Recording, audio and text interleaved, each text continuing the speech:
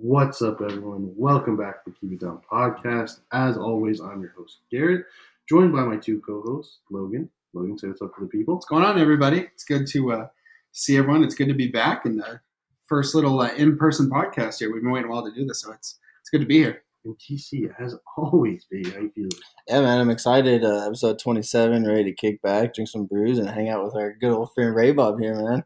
Yeah, so as you can tell, as a viewer, this episode might look a little different. We're all in the same room here. Yeah. And there might be a fourth guest on the pod here. So, this episode is, Raymond Cross, joined by PhD Dr. Ray. Tell him the credentials. Yeah. So, we're going to take a deep dive through Ray's life, the ins and outs, probably more details than he'd like us to share. But, the floor is yours, Ray, wherever you'd like to begin, man. Rachel told me there's some things off limits, so if I have to, I will. Yeah, I think all of us have probably 3-4 subjects that you're just not allowed to talk about on the pod. Just do one of these. Yeah. Hey, no, too much. No, yeah, but tell us the origin story. Where'd you grow up?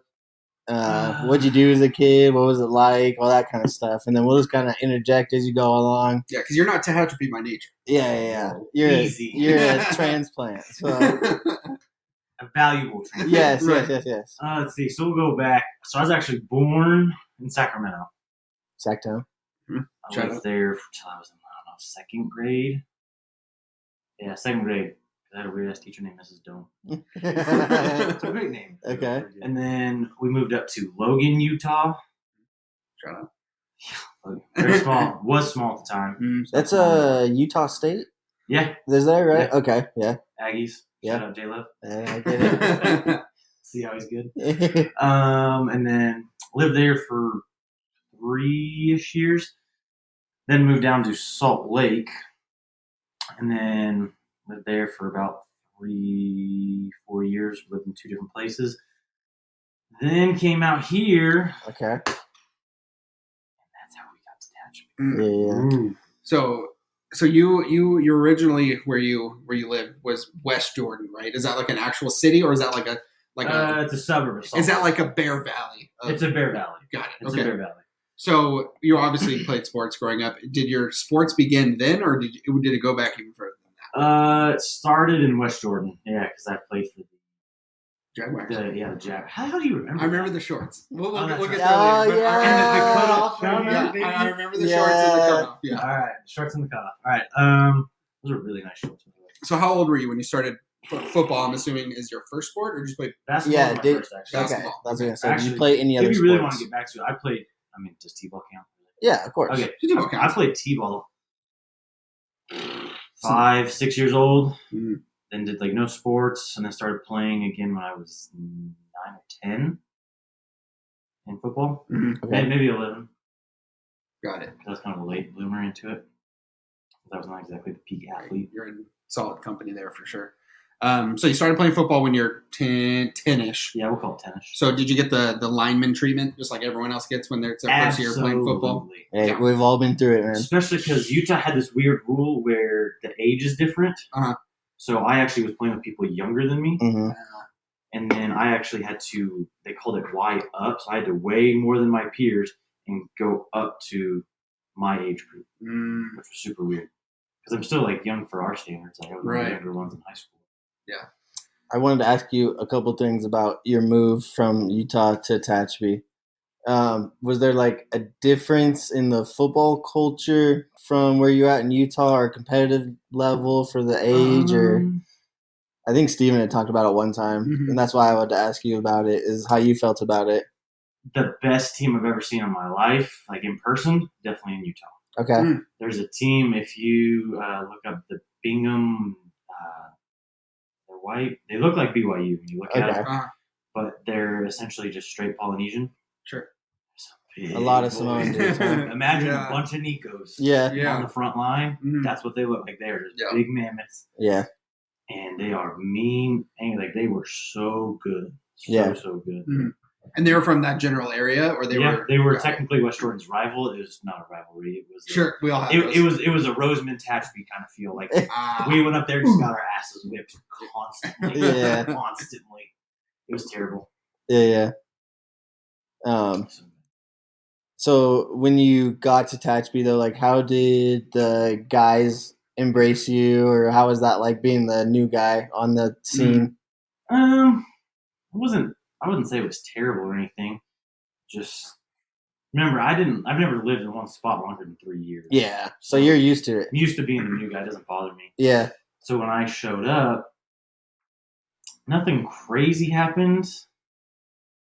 I remember having 2 like really cool catches in like our pre-camp or like before we put pads on. And Because you were we were sophomores. Yeah, we were sophomores. We were going into sophomore year, so. And so I started thinking I was going to be tight end. And I think the thing that changed is I remember supposed to be a flag route.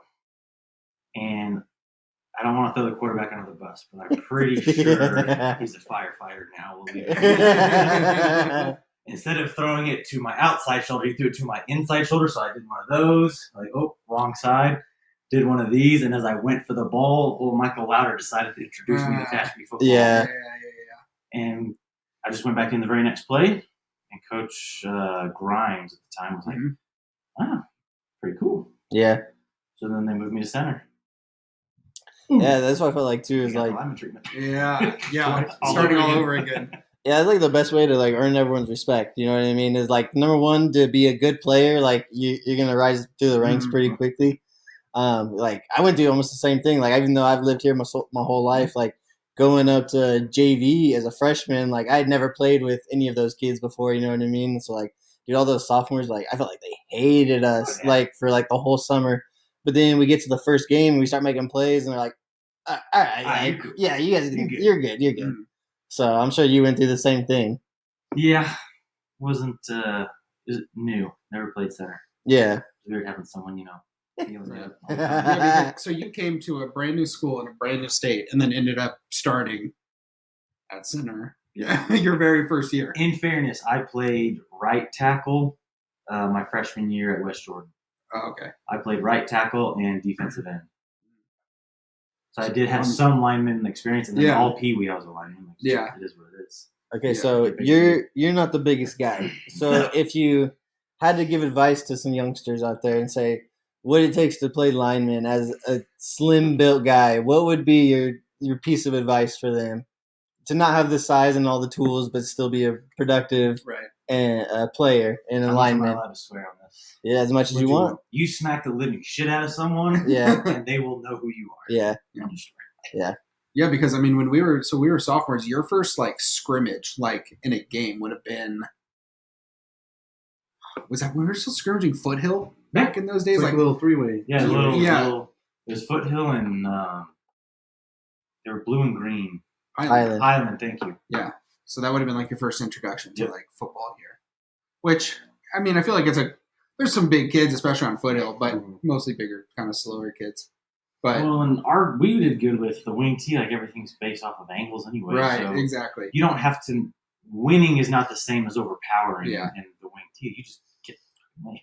Yeah. It's smoke and mirrors, baby. You get in the way enough, and you've done your job. Yeah, we've talked about it on previous pods. Is like the whole reason I feel like Tatchby was successful on offense, like back in the 2010s, was like obviously the wing tee offense. It's trap plays, it's angles, it's double teams, and then like the guards are out running in front of the running backs on like speed sweeps and stuff like that. So you gotta do it all when you're playing in that wing tee offense, you know.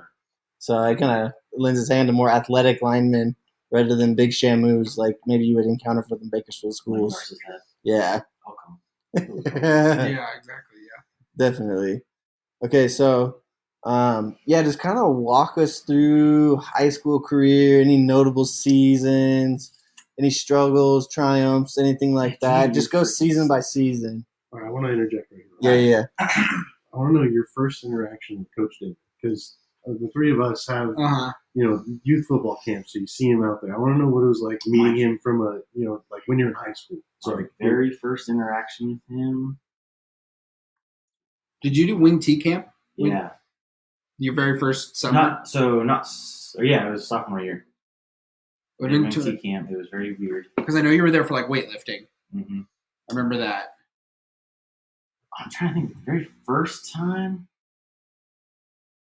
the first notable. This is gonna sound like an asshole, but the first thing that pops into my head, I don't think it's the first time I interacted with him, but it was. Do you remember Tanner Etherton? Of course. Yeah. Demon was talking to us about something. He had all of us in, the little half circle. You had. Oh, I think I know where this story's going. Well, go And ahead. he was talking. I don't remember what he was talking about, but I love Coach Demon. I love you if you hear this. He's got the lift a little bit sometimes. Uh-huh. And as soon as he was done, Tanner Etherton was like, "Just be decent human being, guy." And I died. I had to put my head down and pretend I didn't hear anything while everyone else was laughing. Right. But he's a great guy. Yeah. Of course. But that was Tanner Etherton's sophomore year. Oh yeah. Yep. Some weird. Yeah. Explain to the folks at home Wing T Camp. What's that like? I Um. don't even know if they do it anymore. I don't think so. Yeah. Basically, I'll tell you the coolest part, because I've never really had this, like the beautiful thing about Tashby, the support you get from the families. Mhm. Yeah. I quite vividly remember, I think it was your mom, especially, okay, y'all's mom, sorry. She's my mom. She's not your mom. I'm super adopted. Handing out watermelon during lunch. Uh-huh. I don't know why, that's like an image burned in my mind as we're going down. She's just like pepping everyone up, like, how are you guys doing? I'm like, this lady, like, Mhm. Yeah. like, Why is she so short? Why is she so short? Yeah. So just the support was weird but freaking awesome. Yeah. But then I just remember it being a whole lot of. To me, it was like everyone else ran the Wing T poorly. Yeah. It felt like everyone was trying to ask us how we do it. Why do you do it that way? I'm like, Yeah. this is what they tell me to do, so I do it. Yeah, and then like you have the coaches from like LA or like Yep. what's the one guy in particular? I think it's Escalon. They've been running it for like forever. Yeah. And like they'll try to give you plays and whatnot, and then like we never ran them ever. Never. You know what I mean? You're working on stuff that like they want Speaking you to of do, but plays. you're like, nah, we're good. I wish you would have been in junior year. Those that don't know, Logan made a boo-boo and didn't get to play junior year. We've discussed it. A little bit. Okay. The people know. I'm making sure everyone knows. that. Yeah. Junior year, you should have seen the plays. We had so many extra plays Yeah. that never made it into the playbook. In Yeah. our senior year, we never even ran them. Yep. We practiced them all the time junior year, like we were ready for trick Yeah, plays same and stuff. thing. Yeah. I was like, where the hell are all these Right. guys? Yeah. I want to see them. Dude, we Never would got practice guards out like every single practice and never once called it And in the it's game. such a high risk. Or like Yeah. any screen ever, like you're not Yeah. running that in a game, like Yeah. especially like under dim. And like you Yeah. practice it, and you're never running it. You already we ran know. so many screens Yeah. junior year, so many in practice. Never once.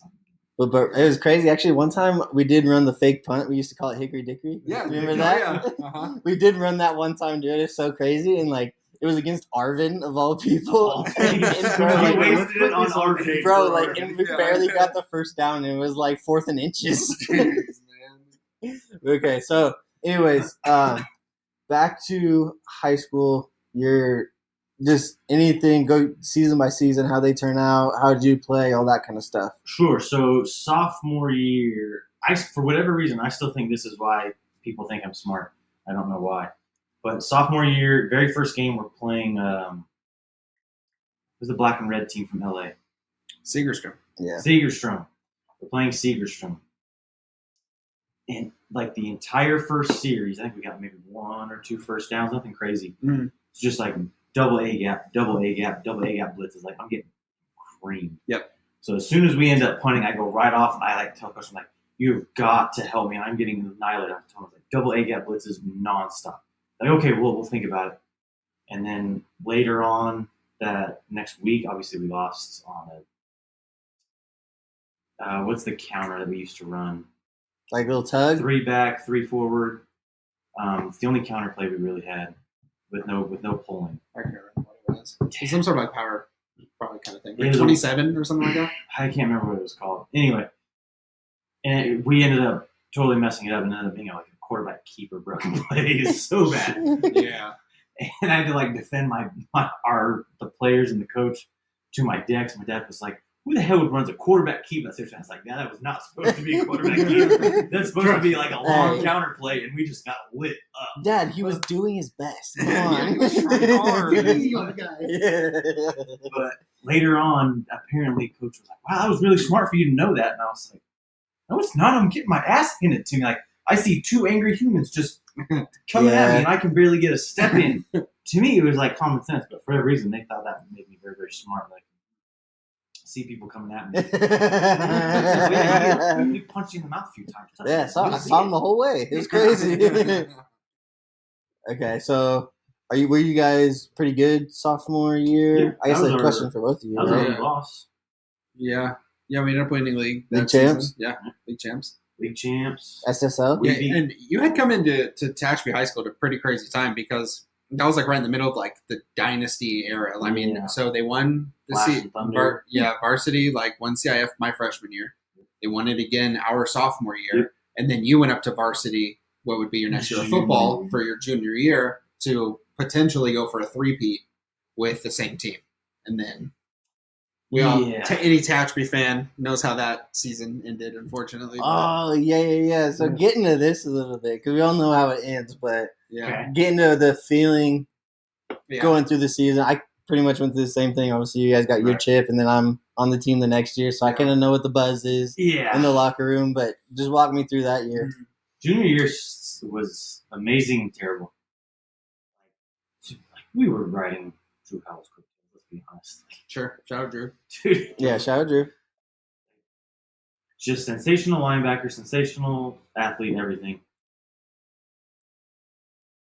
He gets hurt, and this is where I think I had a bigger head than I deserved, if you will. I was fully expecting to go in. Linebacker goes out, Mm-hmm. next man up. Yep. They pulled the freshman, who I love, Marcus Curio, and put him in the game. And I was like, really? That one was like, Yeah. like, I thought I've been here the whole time. I've been putting in the work. That one hurt. Yeah, and like not a knock against Marcus either. No, like it's great just- player, but Yeah. Fantastic. yeah, like for you to be in those a shoes. junior on the roster To me, it was. who's been practicing freaking- against Drew, the whole season. Like That one hurt, and I didn't even touch the damn field that game Yeah. that we lost in the playoffs. So that would have been Porterville is the game. we're talking Okay, about. heartbreak aside, Yeah. walk me through the week of. So, all right, for those of you who are listening, we basically are fast forwarding through the regular season here. Because we And just we They were rolling. They were absolutely loaded this year, and now you guys are in what, the first or second round of playoffs, maybe? second or third. Yeah, Okay. definitely not the first because Okay, so you guys are hosting Porterville at home, very winnable game. But walk me through the week leading up. I just remember because I had weights with Drew. Yeah. So Mhm. I just remember him having tape or buddy tape or things on his hand the whole week. What's going to happen? No one knew. Like, practice was different. Like, I don't want to say the coaches were mad, but things were heightened. Yeah. It's just Yeah. the way it was. Yeah, I mean, I don't know if we talked about this story, but Drew got a pretty serious hand injury in the weight room the week of the Porterville game. And I don't know if that was the semis or if that was this. It was second or third round. I don't remember. I think it might have been the semis that year, but he Yeah. got a pretty serious hand injury. He was setting down a dumbbell in the weight room. So Yeah, it's not like he was doing anything stupid. He was working out. yeah, and this is the week of the game, a couple days before. Everything was just heightened. Everyone a little on edge because that's a big man to replace. Yeah. And I think you see that the following year when we completely abandoned the 4-3. Yeah. Completely. Yeah. We tried it for one game. Sorry, 2 games. Yeah. And then we completely switched our defense up to a totally different defense. Because you just can't, if you don't have a mammoth like that in the middle, Yeah, it did not working. like no knock against like a Marcus, it's just like Drew was sensational in the middle. Yeah, it's Yeah. different. I mean, he's a key guy. Yeah. Like your game plan revolves around him and him being on the field. Yeah. Yeah. So that was rough. Heartbreaker. It just hurt because when I didn't get on the field, I was like, lot of reflection. Like, what can I Sure. do? What did I do wrong? Yeah. Like, you don't want to blame yourself, but you're like, why didn't I get put in? Like, it's easy to go blame the coach, but it's like, I promise you, he thought that was the better thing to help us win. Yeah. So knowing you, I kind of already know the answer to this, but like, did that like disappointment of not, we're just talking about high school here, but did that disappointment like carry over into what would be the summer going into your senior year? Yeah. Man on a mission or what? Man on a mission. I decided I was going to be as ruthless as I could be. Not that I was very ruthless either. Like, I mean, me being ruthless was not very impressive at all, but it was just like, apparently I'm not ruthless enough. Yeah. So you flip a switch, or not to say that you weren't in gear before, but something changed in between your junior year and your senior year. Mm-hmm. And senior year, kind of walk me through some of that stuff. Senior year was personally, team-wise, interesting to start because we started looking at 4-3. We looked at a 4-4 for a while, and it was between like Cameron King and I, and then they switched me to outside, and there's just a lot of back and forth, and nothing. You could tell the coaches weren't happy with me. And so we beat what's that Fresno team? They were teeny tiny, but they ran a shotgun wing team. Exeter, thank you. Played Exeter, and they got the jump on us because they were better than we expected. I remember that. Definitely better than we expected. Yeah. Ended up coming back, thankfully, because the offense is good. Garces was probably the first time I realized I am not a man amongst men. Yeah. I forget the guy's name. They got a full ride to USC, but we called an A-gap blitz, and I came through clean as you can possibly come through. Drilled him. I thought I just freaking nailed his ass. I ended up on my back with him carrying me for another 3-yard gain. Yeah. Oh, so I am not shit. Yeah. Still not. Yeah.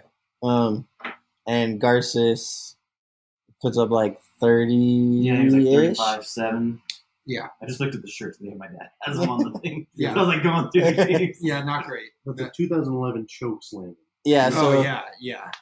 And it was at our home field, too. 2010. So you guys weren't off to the hottest start. You struggle against Exeter early on. Come with the dub. Not a very great team. Sorry if anyone from Exeter is listening, but not the best of teams. And then Garces hands it to you pretty good. What changes after the first couple of weeks? Is it I don't know if you remember this. We didn't practice mentality? Any offense the next week. It was all defense. Yeah.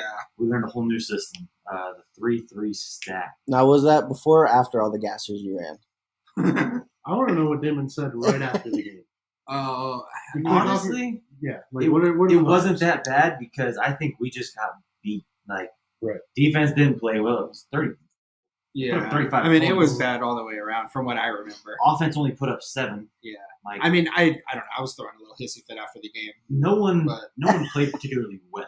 Yeah, it wasn't good. So I don't remember but I don't really recall a lot of the yelling. I just remember we definitely ran though. Was it more We ran. Was it more player based yelling, like kind of like yelling at each other, not like in a bad way, but like trying to self motivate each other? I mean, I just think. Or was it like a general understanding? Like, hey, I just remember like talking to Ray like over the summer and being like, dude, if we lose even one game this season, like I'm gonna be pissed. Right. Like we have the team, we have all these people, like we should be fine. We have the schedule, barely squeak out a win, and then we lose to Garces. Like, I get embarrassed, and like I don't want to speak for Ray, but lose the O. It was just there was so much like leading up to that game, and like I think we were kind of imploding a little bit. We all kind of just got beat up. Like I remember, straight to I was getting thrown around like the whole game. And, like, I remember sitting on the bench. So I don't know if anyone like been to Attachment football games. You don't sit on the bench. Yeah. Like you stand inside. I remember like probably 6 or 7 of us sitting on the bench. Yeah, because we were just like, just happened. Yeah, we just got manhandled. Yeah. Hey, so you took your licks a little bit, but things are looking up because you still got the SSL to look forward to. Exactly. Thank God. What's up, Shafter? Yeah. The good boys. Mm-hmm. Yeah. I mean, there was competitive games in that league for sure, but there was some teams that we would go down there and we kind of knew what the deal was. Like, I don't want to say tune up, but there's a few that are going to get very violent. Yeah, for sure. Okay, so I don't even remember who we played for non-league games besides those two that year. We had North. Maybe Rosamond? No. Yeah, we had Rosamond. Well, yeah. Well, yeah, I mean, Sorry. yeah. Anyway, but yeah, we had North was on that. North was on that call sheet. Yeah. Burroughs. Okay, yeah, Burroughs. Which was a good game. Yeah, actually a very similar. You had an excellent game. That was like the turnaround for me that after Garces, I decided I wasn't going to cut my hair till I felt like that. That was when I had my first mullet after a while. But like Garces, I just felt like a freaking wuss. Yeah. I thought I'd just get thrown around like a little boy. It was either the next week or 2 weeks later we played Burroughs, and I felt like I was everywhere. Didn't make every play, but I felt like I was everywhere because I was put in space, and I'm not a big guy. Yeah. I'm just not. So typically that works better. So putting me in space, I felt like I had a lot more. Like there's a lot more one-on-one matchups, not doing much, and frankly, like we were just better. Yeah. No one was reading; everyone was flying. Yeah. To me, that's probably easier. I don't know. Did you guys ever run 3-3? Yeah. Like to me, that was just the simplest thing. That's all I ever ran in high school was that 3-3 with the monster. I love what was a monster. Yeah, that's like what Corey played. That little safety linebacker hybrid when you switch. Yeah, it's like a stud. Yeah. So you can get a coverage if needed. We went 3-3 and then 2 nickels. Yeah. Like does mean yeah. Corey? You guys are probably just rolling up the same as like we stayed left and right like. Yeah, we just had 3 DBs and Corey would just roll up on either side. Yeah. Corey was freaking smart, man. Yeah, of course. I'll jump ahead real quick. You see how smart he is. During the first playoff game against West, he comes up to me right after we break it and he goes, "Hey, switch me sides. I think I see something." I was like, "All right." Do it once, and I come up and I was like, "You want to do it again?" He goes, "Not yet." Like next series, he goes, "Hey, we're gonna switch this time. I think I see something." I was like, literally 2 plays later, he gets the interception. Yeah. Yeah. Like he's like, "I think I see something. Just let me do it." Dude. Yeah.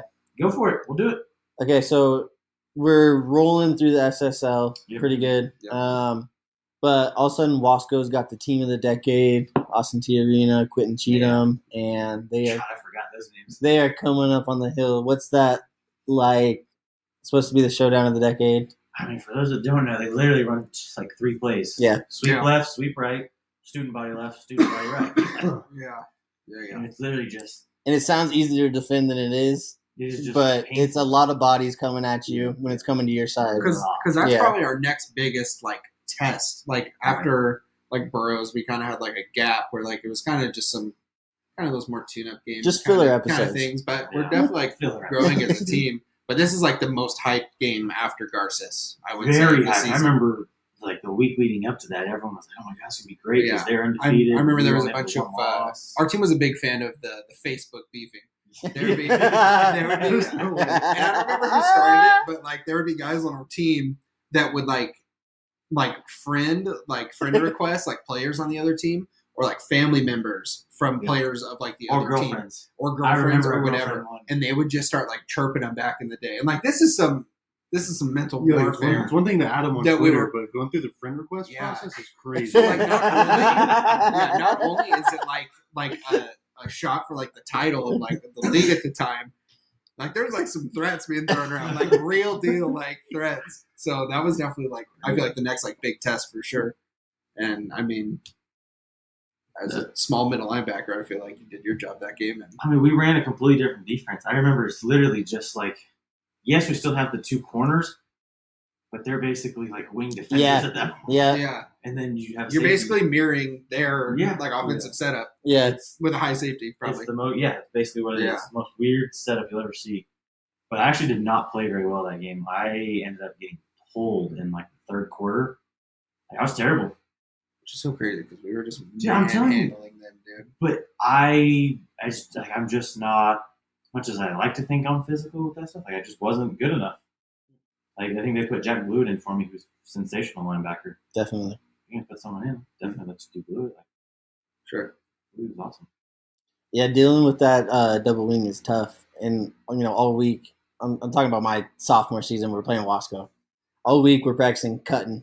Just cutting everyone down, cutting everyone down. The most dangerous freaking thing ever. Because they literally just pull 3-4 linemen onto the other side. And so you just have bodies everywhere. And so you just basically are trying to create a pile. Yeah. We get into the game, bro, and we start getting flags thrown on us for like illegal chop block cutting on yeah. the defense. It happens every time we play them. Long story short, I just ended up with the gnarly concussion at the end of the game because you have to go head up with linemen every single play. Who are you know what I mean? So that wing T is not that easy to deal with, especially if you're not allowed to just chop them. Nah, especially with little DNA on your head. Like Yeah, sure. But you guys handled it decent enough, played good enough on the offensive side, right?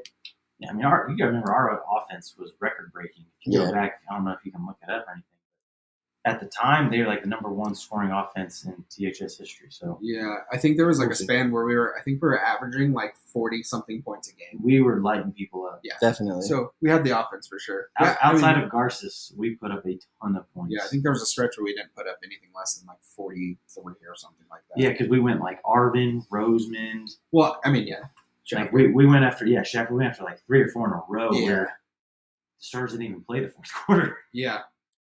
Yeah, I think the thing that probably separated you guys from like maybe THS teams that weren't as successful is like you guys had a pretty gnarly offensive line. I'll say that, and I'll say we had depth too. Like, yeah. We started with a bunch of people going both ways. By the end, like Tally only played the first round of defense, and that was it. Yeah. After that, he was out. Yeah. Especially playoff time because we called up the kid, the sophomore. What do you play, offense or defense? Defensive tackle. It's Logan Smith. Yes. Yeah. Like they pulled him up, and like he was actually pretty dang good. Yeah. Yeah. Stellar. Like as a sophomore, I was not expecting much, but like he did good. Yeah. You had Troy Matthews playing nose. Like and they were pretty much identical players. Yeah. Honestly, one just a little bit bigger. Well, and they all had like a edge to them. You know what I mean? You guys were like were some gnarly guys. You know what I mean? Everyone had someone to replace them. Cameron King would start both ways, but halfway through, let Blue this was come the in. 2010 season? Yes. Yeah. So they had the most points scored in a season. They had the second highest scoring average in a season. In 1957, we beat Mojave 74-6. That's ridiculous. Dang, dude. Okay, so record-breaking offense. Okay, Yeah, so we're really getting after it. Yeah. And if I remember, you guys handled Wasco. Yeah. Right? Yeah, it was like 45. On the scoreboard. It was like 45 to 14. Yeah, and I think that's the hard part with someone like Wasco or a team like Wasco. You can say, like, the scoreboard can show you handled them. You're still going to feel them. Mm-hmm. Yeah. You are still going to feel them. And is this... No, you guys went to Taft after that. I went to Taft after that. Yeah, which another hard-hitting team. That was pretty much the exact same thing. There was a bunch of extra crap going on. We had... Do you remember showing up and we had to have security escorting us to and from the field? Escort, yeah. To and from. Like, that was literally, you can't leave the locker room. So California is the real yeah. Okay. And that's the league finale, right? Yep. We barely squeaked by that one too. Well, I think we won by 10. It was not an easy fight. Remember the maddest Ruggles was ever at me because we got down to the goal line, or they got down to the goal line rather, and they ran a dive play, and I met him head on. Like, cool. Very next play, they run a dive again. Well, I went low, homeboy went high. Why didn't you jump together? Well, I may or may not. I saw him running, and I was like, "Oh, it's gonna hurt." Hey, he went up. Shout out to Ruggles, man, because man. I feel like he definitely took me to a different level as a player, just because he showed me how to watch film. You know what I mean? Yep. He was really big on the schooling portion of the game. You know what I mean? And be able to recognize different formations and why is that guy there? You think? Yep. You know what I mean?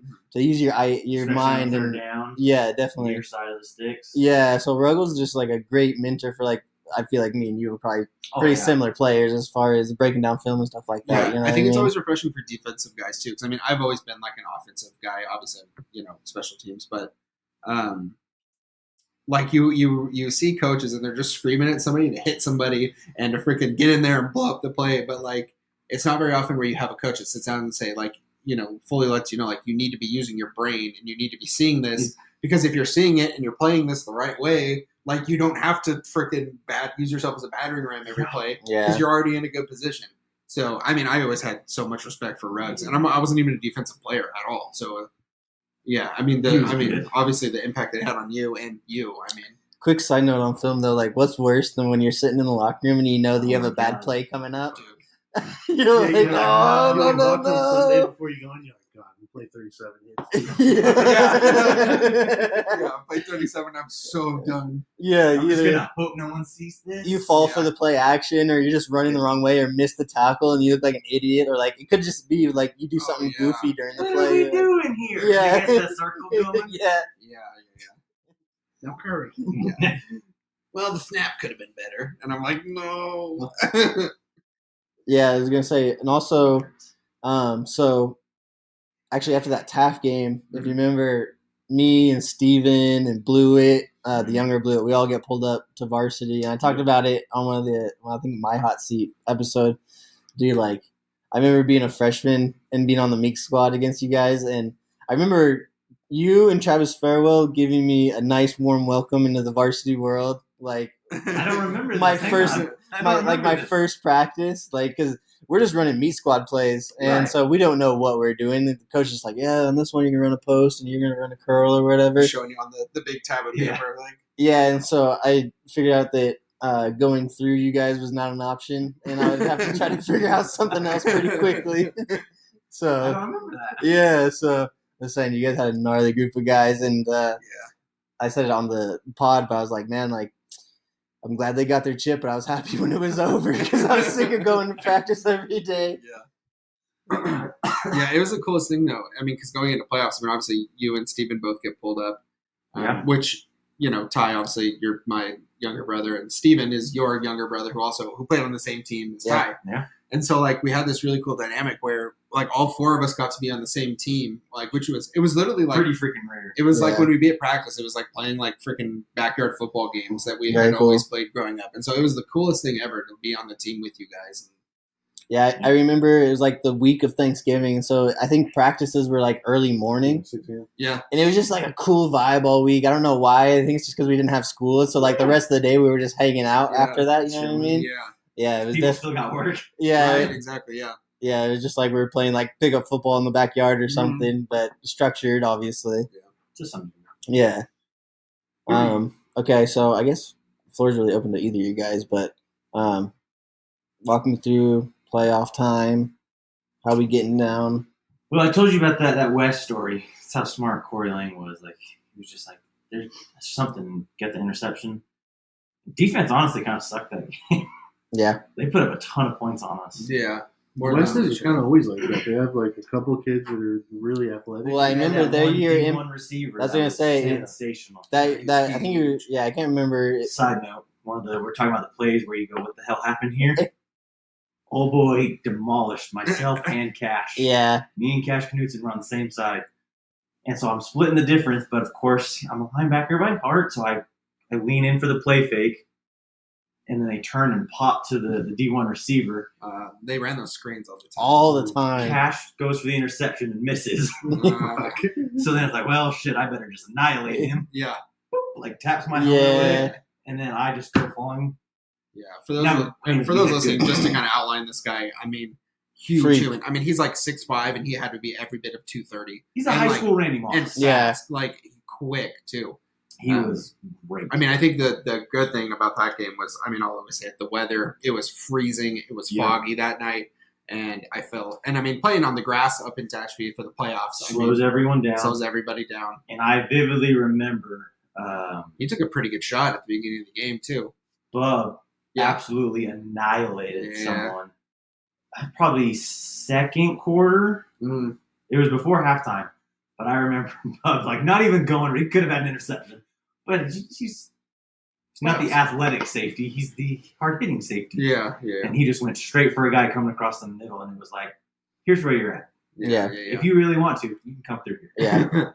I was going to say, I feel like teams, I know it wasn't necessarily snowing during this game, but it was cold. It's kind of cool to go up on the mountain and play in the cold weather at first, but then you get that first hard hit in the cold weather, and maybe it's not so fun anymore. Yeah. And you realize that you got 48 minutes to go. You know what I mean? It's a And long time. yeah, it's a long time to be in the cold, and the Under Armour's not working so good. You know what I mean? Exactly, yeah. Yeah. When the kickoff hasn't even happened, like just doing the coin toss, and they're already bringing out their big old winter jackets. Yeah. Like, dude, it's GG. It's going to be a already. lot.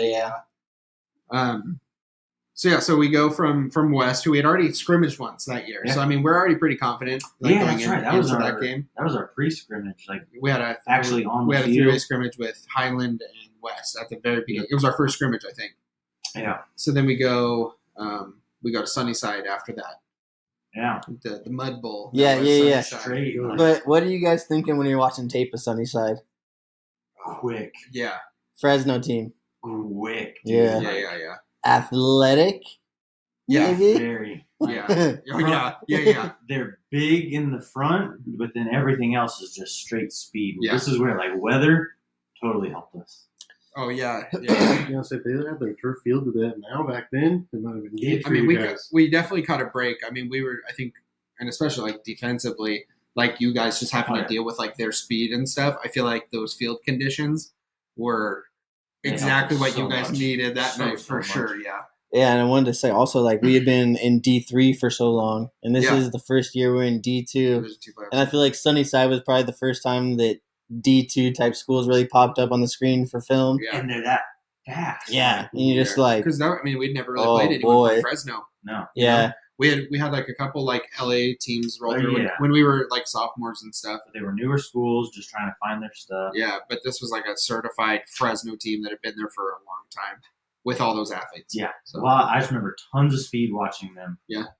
And I don't want to say we got lucky. Weather helped us, and then they just made like lots of dumb mistakes. Yeah. Capitalized. Mhm. We had to put up like a lot of points. It was like 35-7, right? it was 28-7. 28-7. I was Like, going to say, is this the Bobby Howell pitch pass game? It is, yeah. Yeah, like, so Bobby before Howell. halftime. Yeah. Okay, so Bobby Howell was like the backup quarterback for this year. Yeah. And went on to be a great quarterback for us, but he's playing backup this year. And anyways, he's rocking number 6. Never played a lick of running back in his whole life. Yeah. And we put him in for like a pitch pass, and Yeah. the defense don't even recognize that. The most quarterback looking dude. There's You a have quarter- no John idea. with the thumbs up. that there's a quarterback coming in to play running back It's for like this Alex Smith out this there. particular play that I believe was like 3rd and 10 or something. You Yeah, it know? was right before halftime. We just like threw it out there kind of thing. Because it's normally Adam Yeah. who did that. Yeah, play. we put Adam in because he played quarterback our sophomore year. Right, exactly. And then, yeah. Yeah, I think so- that game was really surprising. Yeah, I'm sure with Bobby being a lefty, it just threw him off even Oh, more. So yeah, I don't yeah. no way this is a pitch pass. Like, Yeah. no way he's He lefty. didn't even have to set up or anything. then, He yeah, just just- chucked yeah. it. Yeah. And I think like that game was weird because like we were I think I was more nervous going into that game just because like it's like an unfamiliar team. We know they're fast, like they're all the way in Fresno. We have a long day of travel. Yep. Sizzler didn't give us our food like they were supposed to when we stopped. Sizzler, dude. Yeah, that was whatever. so Sizzler. epic. Okay, so you guys had a game that night, obviously. So we're going down to have like the pregame meal. But your boy knows that he's just sitting on the sidelines the whole game. So I'm just like, Oh yeah. everyone's like all too nervous to eat, and I'm just like mowing down like 4 steaks before the game. You know what I mean? I'm like, bro, like I'm trying to fuel up right now. I got a long day of standing going down. Yeah. Like Yeah. I worked out hard this morning. Yeah. that was like the weirdest, like I don't want to say it was easy because it definitely wasn't easy at the time, but like it's like we go all the way up there, like everything works fine, and we like completely beat the team like Scoreboard showers and ass fairly whooping. easily, you know. And then that gears us up for, you know, Garces round 2. Rut-row. Yeah. Yeah. What's your gut feeling? So Yeah, you're probably yeah. driving home from Fresno, and you hear it on the radio, or someone tells you, okay, it's Garces. I mean, me personally, like, Like, are you like, oh shit? because we were playing in Fresno, so it's like they were giving us updates of like all the Yeah. Fresno teams, but we didn't get any updates from the Garces game. Right. right. And so, like, the whole time, I mean, for me personally, I'm like, I want him again. Like, I feel like we didn't do our You thing. want your revenge. I want him again. I want him again. You know, Yeah. that's how I felt, and I'm sure a lot of people felt the same way. Especially And after the note that we found. Yeah, exactly. Yeah. And then, shout out Garces, dude. Well, and you guys have been picking up steam like all season. Yeah. So it wasn't Yeah. the same team that they saw back in week 2 or week 0, Yeah. week No. 1 or whatever it was. And I remember like thinking back, like again, the depth we had, like that game against Garza, we were going both ways with probably 7 players. Yeah. By the end, we had 1. Yeah. And even then, they were rotating out. Yeah. Yeah, I think we Totally completely different. changed the team. Yeah, so like what as far as like you see it, like that week of practice leading up to Garces. You remember the note, right? You talking about the one that they found in the locker room? Yeah. The first game? Yeah.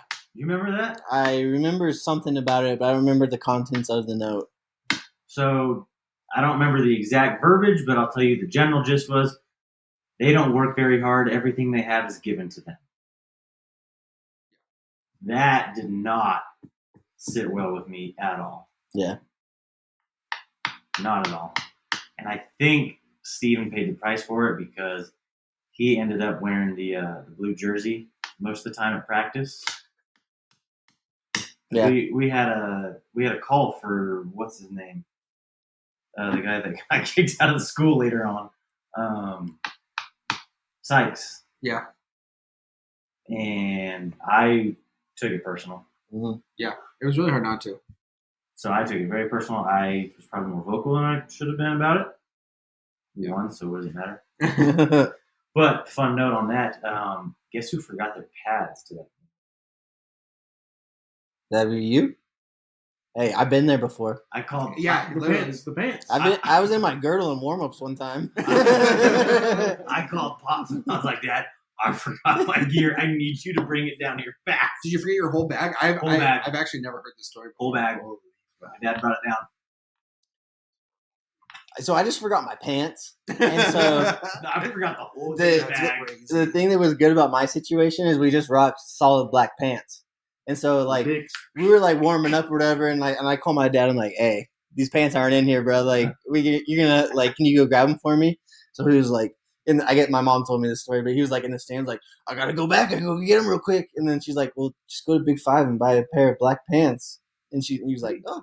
Yeah. That's a good point. And so I was thinking, I'll yeah, put it on the credit card. yeah. And so he just went over to the Big Five and just bought like the Reebok or whatever Those pair of cool black pants. Yeah. So you guys are both in They were the- so tight though. you I guys are remember both in that. the standing outside at the field house waiting for your gear to show Yeah. up. Dude, that's there's like the most terrifying Yeah. thing. I literally like ran on the field and then it was like already on the coin toss. Like and they were like, "All right, kick off," and I was like, "All right, here we go." Got my pants now. Yeah, I think, going into that game, it was, you especially took it, really, really personal. And I think showing up, like, I don't know if you remember correctly, there's like freaking mysterious puddles of liquid in the locker room, and there's Yeah. like trash. That had a funky I'm not smell even to them. I'm not even gonna say it, dude. There's piss all over the floor in our visiting locker room at Garces. So shout out Garces. I don't know anything about anything. I'm pretty sure someone from Garces ingested some piss one time. I don't know anything about Yeah. it. Jets did? I don't know. Yeah, eat my shorts, Garces. Anyway, so yeah, we show up and it's horrible. And I think that's when like I was like, okay, this is different. Like the locker room to me felt so different in that game. Like it was nothing Everyone like was any quiet. other More game. of a shed. Yeah, for sure a shed. It More was of a it was shed. like oddly quiet. I remember. Oddly quiet. Everyone seemed to be ready. Yeah. Or motivated, if you will. So how did you play that game A on our revenge tour? little bit of a revenge tour, but terrified of 21. Yep. Yeah.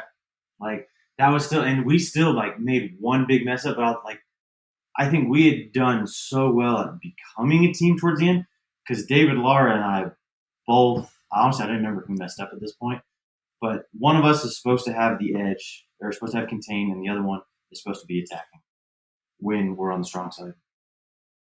I don't remember who it was, but we both picked contain, and he got like a 70-yard touchdown on us. We immediately both went over to coach and we're like, we both did the same thing. One of us messed up. What do we do? Like, just straight up went to him and told us, and like, I don't remember whose fault it was anymore, but we both looked at it, okay, we're good. Yeah. Corrected. Yeah. Done. Move. We won't let it happen again. Like, everyone was just focused on making sure we know how to win. That's all we wanted. Yeah, I remember. I believe that year they had the 2 Shamus as well Yes. on the defensive line. Mm. I don't know what the hell was going on with that, but it was like I swear, like They weren't their junior year. yeah. I was Shout out recruiting. like, bro, like where did they come from? Well, because I remember we ran Spotted, 2 speed sweeps on the 2-yard line. Like, who the hell runs a speed sweep on the 2-yard line? Yeah. Well, when you're scared of badass dudes in the middle, that's who does it. I remember we dealt with the Shamu. This one was from North. This I think it's my junior year or so. But did Denman ever I don't want to say put a bounty on anyone's head, but he might give out an extra sticker if that particular person ended up on his back? Oh, I wouldn't say that. Because we definitely got an extra pat on the back if it was a very large man that ended up on the ground. We got statue.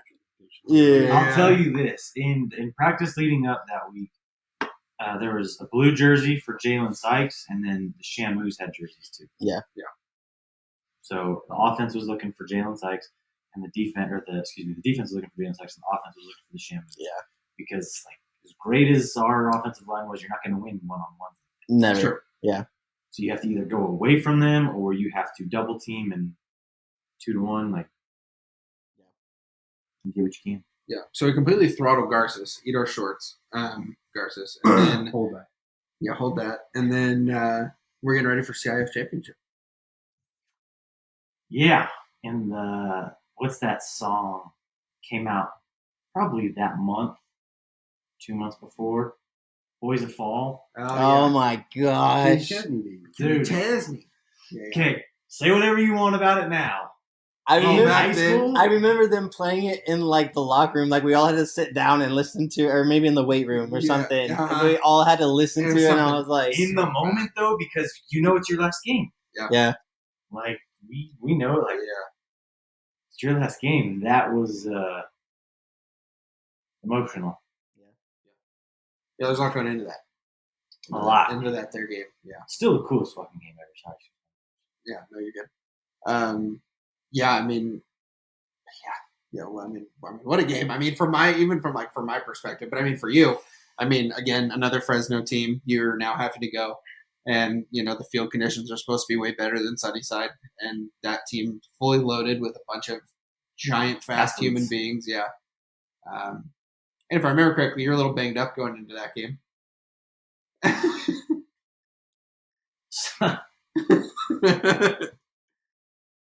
I broke my ribs during Carson's game. Mm-hmm.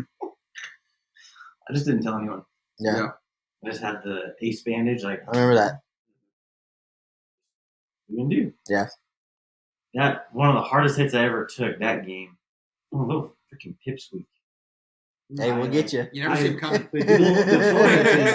I shed the blocker, and then as I shed him, I was like, "Oh, he's right there already!" And just just held on to him as he took him down. I'll take you down with me. Knocked the wind out of me. It freaking hurt. It's one of the hardest hits I've had. But yeah, that's what I was gonna say about the SJM game. My new, I guess it would be uncle-in-law, but Corey Costello, he runs a YouTube page, and it's the THS film room or something like that. Mm-hmm. And so that 2010 game is definitely on there. So I watched it a time or two recently, and I was like, the stark difference between the two teams. I was like, those are some big boys out there, and the skill position guys are athletic. And boy, that's quite the feat you guys accomplished that night. I mean, you gotta give credit to coach there. We held them to 10 points.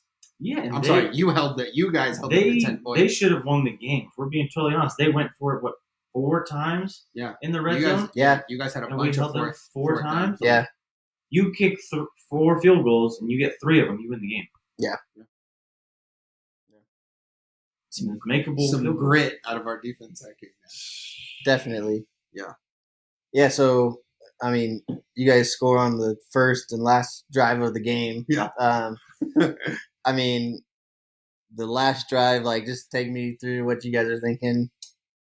The last offensive drive? Yeah, how's it feel? So I believe they punted it to us, and they coffin cornered us or something. We're down in our own 3 went 3-yard line.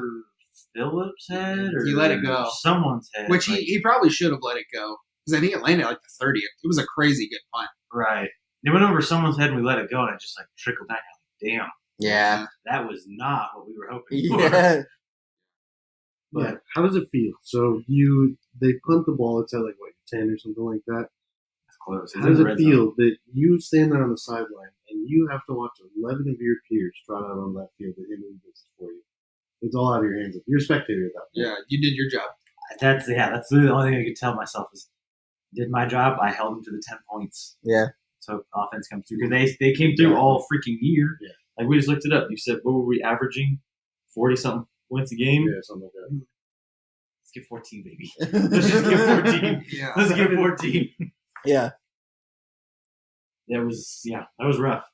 There was life though, because when they threw that over Phil caught that over the shoulder, that was like life. Uh-huh. And suddenly there's a freaking buzz. Marcus had a big run. Like no one was done. Yeah. Yeah. And you could tell they were a little defeated after a few big things. Like they thought they were in. Yeah. Fun fact for that game. Start of the fourth quarter, my cleats broke. Yeah. I remember this. I was just thinking, I was like, dude, somehow with the race cleats, and I couldn't remember if it flew off. Or you were on the sideline. Yeah, I was the water guy. Yeah, so I was like, the water guy. Water boy. Exactly. My cleats broke, and I'm looking at everyone. I'm like, Jesse Lynch. Uh-huh. I had to untie a cleat Shut and up. then retie it. You're like, hey, what size are you? He's like 8. You're like, I took Jesse Lynch's cleats for the last 3 defensive series. Yeah. And I remember at the end of the game, we got a full length picture, and you can see Jesse wearing my cleats that he had taped back up so that they could stay on his feet. Gosh, man. So you're you're cleatless, you're broken ribs the whole game, dude. It wasn't cleatless. Hey, he had nice cleats. Just living on hope, you know what I'm saying? All I have is a dream, baby. Dream and willpower. Yeah. You guys, so Phil punches it in, right? Yep. Okay. Then. Yeah, I mean, you have to go back on the field now. Oh, it didn't matter. I think we even switched to quarters really quick. Yeah. At that point, I'm like, all right, everyone knows quarters. Like, instead of 3 deep, we're 4 deep. Well, I remember Everyone's this back. like it was yesterday. Their quarterback drops back, throws it as far as he can. Michael Louder picks it off, does a nice little headstand on the field. I just like the sexiest headstand. But as He's the on there for a second. as the ball's in the air, Coach Dimon gives it. There it is, and then Mike picks it off, bro. You know, we're just like, what just happened? You know what I mean? Yeah. I remember just rushing the field like. Oh yeah. I was getting in all the pictures like I did some. I was like, yeah. Yeah, it was a scene, dude, and I mean, I remember. I mean, it was just like, being back in that game again, like in Division 1, like with in Division 2, but like with everybody that was on that team and everyone who had been on the team the year before, like having, like you and Steven on the team and freaking Trotch was on the field celebrating with everybody. Like it was the coolest thing. Dude, I had family come in from Sacramento. Yeah. I mean, Sacramento family came down to check it out. I mean, it really just did feel like an underdog thing. I mean, we lost 1 game to Garces and we were a 6th seed. And then we were supposed to lose every playoff game except for West. And then there we were, man. Beat a team that we weren't supposed to beat. And too legit. Yeah, man. Hey, quick side note though. Hometown sports, right? Mm-hmm. They feeling the fire. Yeah, you love them and you hate them sometimes. You know what I mean? Dude. You love them because in your high school, that's the highlights. You know what I mean? And if you see yourself on hometown sports, dude, it is the biggest stroke to your ego that you could possibly have is a sub 18-year-old male. You're like, yeah. Like taking a picture and posting it. Anyway, so the night that you guys get your chip, I remember your dad going up to the cameraman for Hometown Sports, and he goes, hey, you think we might get some playtime tonight? Because the whole year they'd been hoeing you guys so bad. Yeah, I remember that. So you guys not only were beefing with the other teams, you guys are beefing with the media outlets as well. The one media outlet. We were kind of out for blood, dude. Yeah. It's like an intern. Yeah. He's like, dude, I just filmed the game. Yeah, he's like, dude, I go to CSUB. There's an internship. I'm just trying to get credits. Yeah. I had to spend my last $40 in gas to get out here. And this dude yeah, with this cowbell is just ringing into my ear telling me about myself. Dude, what about the Cunahan clan? With the drums? With the Yeah. drums. Also, at 75 of them, dude. Gung, all game. It was incredible. It was awesome. dude. Yeah. It It was was an a night. atmosphere. Yeah. You gotta remember, like the Garces game, we had just as many, if not more fans than they did. Yeah. Yeah. Same thing with San Joaquin Memorial. Like Yeah, we traveled well that season. it's just different. Like I don't think you get that other places. Mm-hmm. Definitely not in high school anyway. Yeah, it was a awesome year, man. It was really, really cool sharing it with everyone for sure. All right, so I did want to make a quick side tour here. Okay. Senior year, I think actually all three of you guys. This is a question for all three of you guys.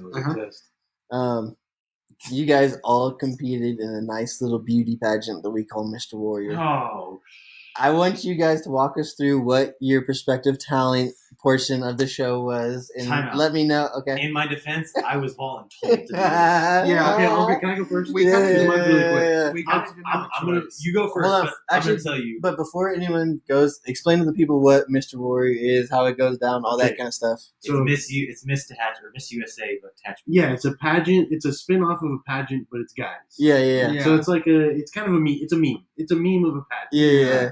And okay, so mine's short. My year, they only had like a certain number of talents, Uh-huh. and so I obviously they didn't make everyone do a talent.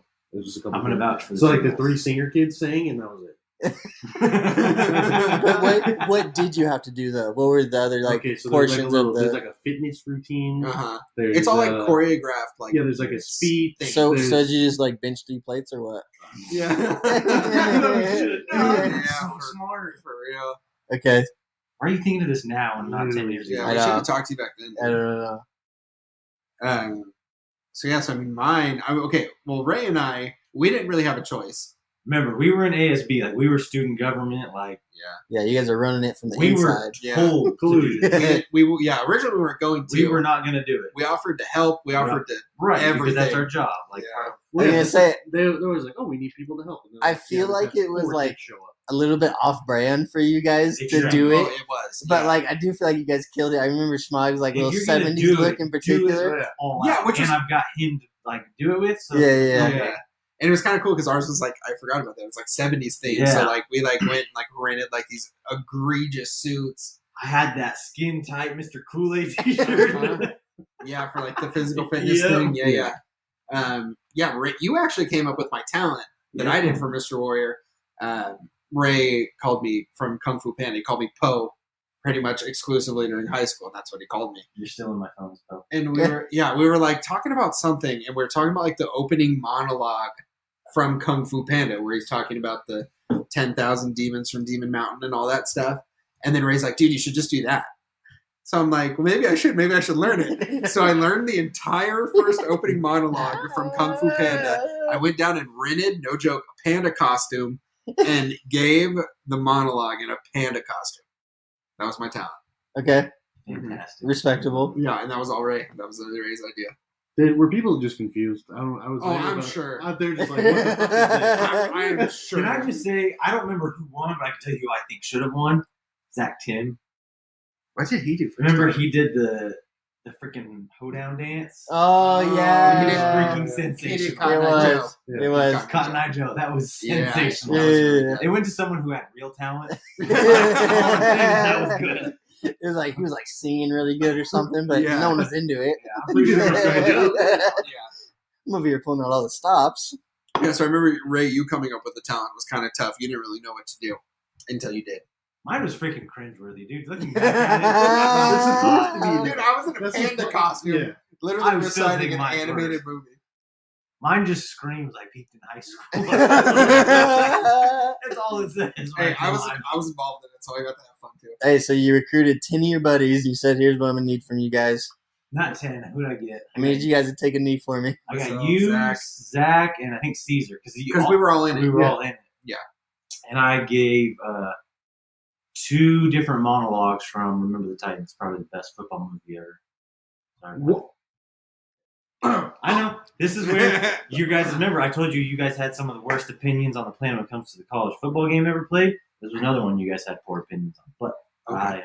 I finally have a voice now. Okay, here is His Twitter figure. Yeah. I like The thing about that, remember the Titans. The thing about that movie is the football scenes are so cringeworthy and unrealistic. That's my beef. That's my only beef with it. Yeah. Obviously, love the story, left side, strong side, the all that speeches, type of the stuff. Speeches. Phenomenal, If it's a phenomenal movie, if it's a movie, actors not a throughout. sports movie, Yeah, I'm sorry, I get goosebumps every time he tells them, "You will blitz all night."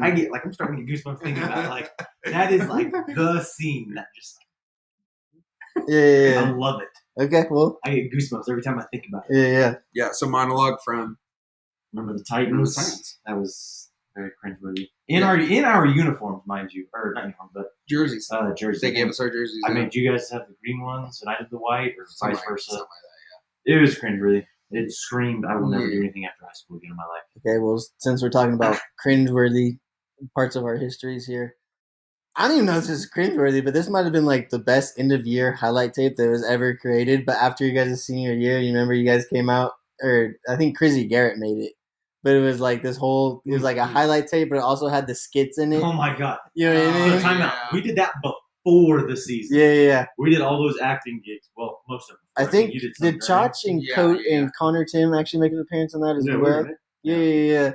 So it would be like highlights from the games, and they would cut to other Cut to a scenes. commercial It'd be break. like commercial Yeah. break, and like the commercials would be just like It'd be Nickelback talking about cocaine and hookers. What Yeah. am I watching right Yeah, now? and someone like playing the air guitar. Like, hey, I mean, great job. And at the time, it was like so cool. Yeah, so on But par. now, like, I can't even look at that thing, Yeah, and I it's pray no one ever finds it on YouTube. Oh, because you know who still has it? If you ever want to like hate yourself, I'm a sure your little dad. Yep. Yeah. Yeah. I mean, it was a cool time. We felt so cool. Okay, so I guess high school football's over, and now where are we going after that? What's your bit. because you were always a decent grade guy in high school. I wasn't. He's a great guy. So I was contacted by Colorado, or at the time it was Mesa State College. Yeah. And they were like, "Hey, you should come play for us." And I was like, "First, I had to do that." But everyone. What am I missing here? Hey, how'd you get this number? No, this is bad. He said, "How do you know?" I was like, okay. You were in the spam college, aren't you? Trying to get me good at your school. So, Sure, here's my social. what was that site that we all had like a profile on? NCSA. NCSA. Okay, yeah. So that was the only thing I had, and I just would like input stats from Max Yeah. Preps. Yeah. And I was like, all right, I'll come out there and see. So did you get the preferred Boys will be walk-on back. treatment? Is that what they told you? Yeah, dude, it is such a freaking scam. Yeah. I think that it was probably a good thing I had that because I realized everyone was pretty much out for themselves. Yeah. But it was like, oh, don't worry, you're gonna be a gray shirt, and I was like, what's a gray shirt? Yeah. Never heard of this before. Well, what color shirt does everyone else wear? Right, like I knew what a red shirt person was, but I was like, what the hell's a gray shirt? I've never heard this before. Yeah. Like, oh, it counts as a year of eligibility, but you're on the team, but you won't suit up or anything. And I was like, I guess, like, whatever. Yeah. Long story short, it didn't work out. I think one of the hardest things to realize is Tehachapi is still a small town. Yeah. And you may be big or fast or smart here, but you get to the real world It's a different outside of here, It's a whole different world, man. we are big fish in small ponds here. Intangibles are irrelevant. Yeah, Right. exactly. Yeah. If you don't have any talent to go with it. Right. So that was a rude awakening. Ended up So how long did you like practice with the team for one like season. for one full season? You practiced with the team. Rowdy. Hit the rec team or what? Actually, yes. Sick. I actually have an intramural dodgeball championship T-shirt. Heck yeah, man. Yeah, it's a weird adjustment, dude. Like when you finally realize that like you're done or that like maybe you don't feel the same way about playing football anymore. Right. And I think that's what it was for me. And I don't know if you felt that same way, but like after a while, man, like you're kind of spoiled in Tehachapi, man. Yeah. It's like you freaking put a whooping on teams on Friday, and then you show up to the TOF fields on Saturday, and you're freaking everyone's asking you how the game went. They're talking to you. You're the big man You're on Kumo campus. D, man. Yeah, and then dude, you go to like that next level, and you're a young man, and you're trying to figure out life, and then all of a sudden it's a job. No one gives And two it's shits not- about you. Yeah, no one cares about you or who your uncle is or how many yards they put up, whatever. You know what I mean? Like, so, yeah. So, like, explain that adjustment. Like, when do you have that moment where you're like, all right, this sport that I've been playing for so freaking long that I thought was literally going to be long. I mean, not necessarily like long term, but like this is my plan in college. So like when does that moment happen?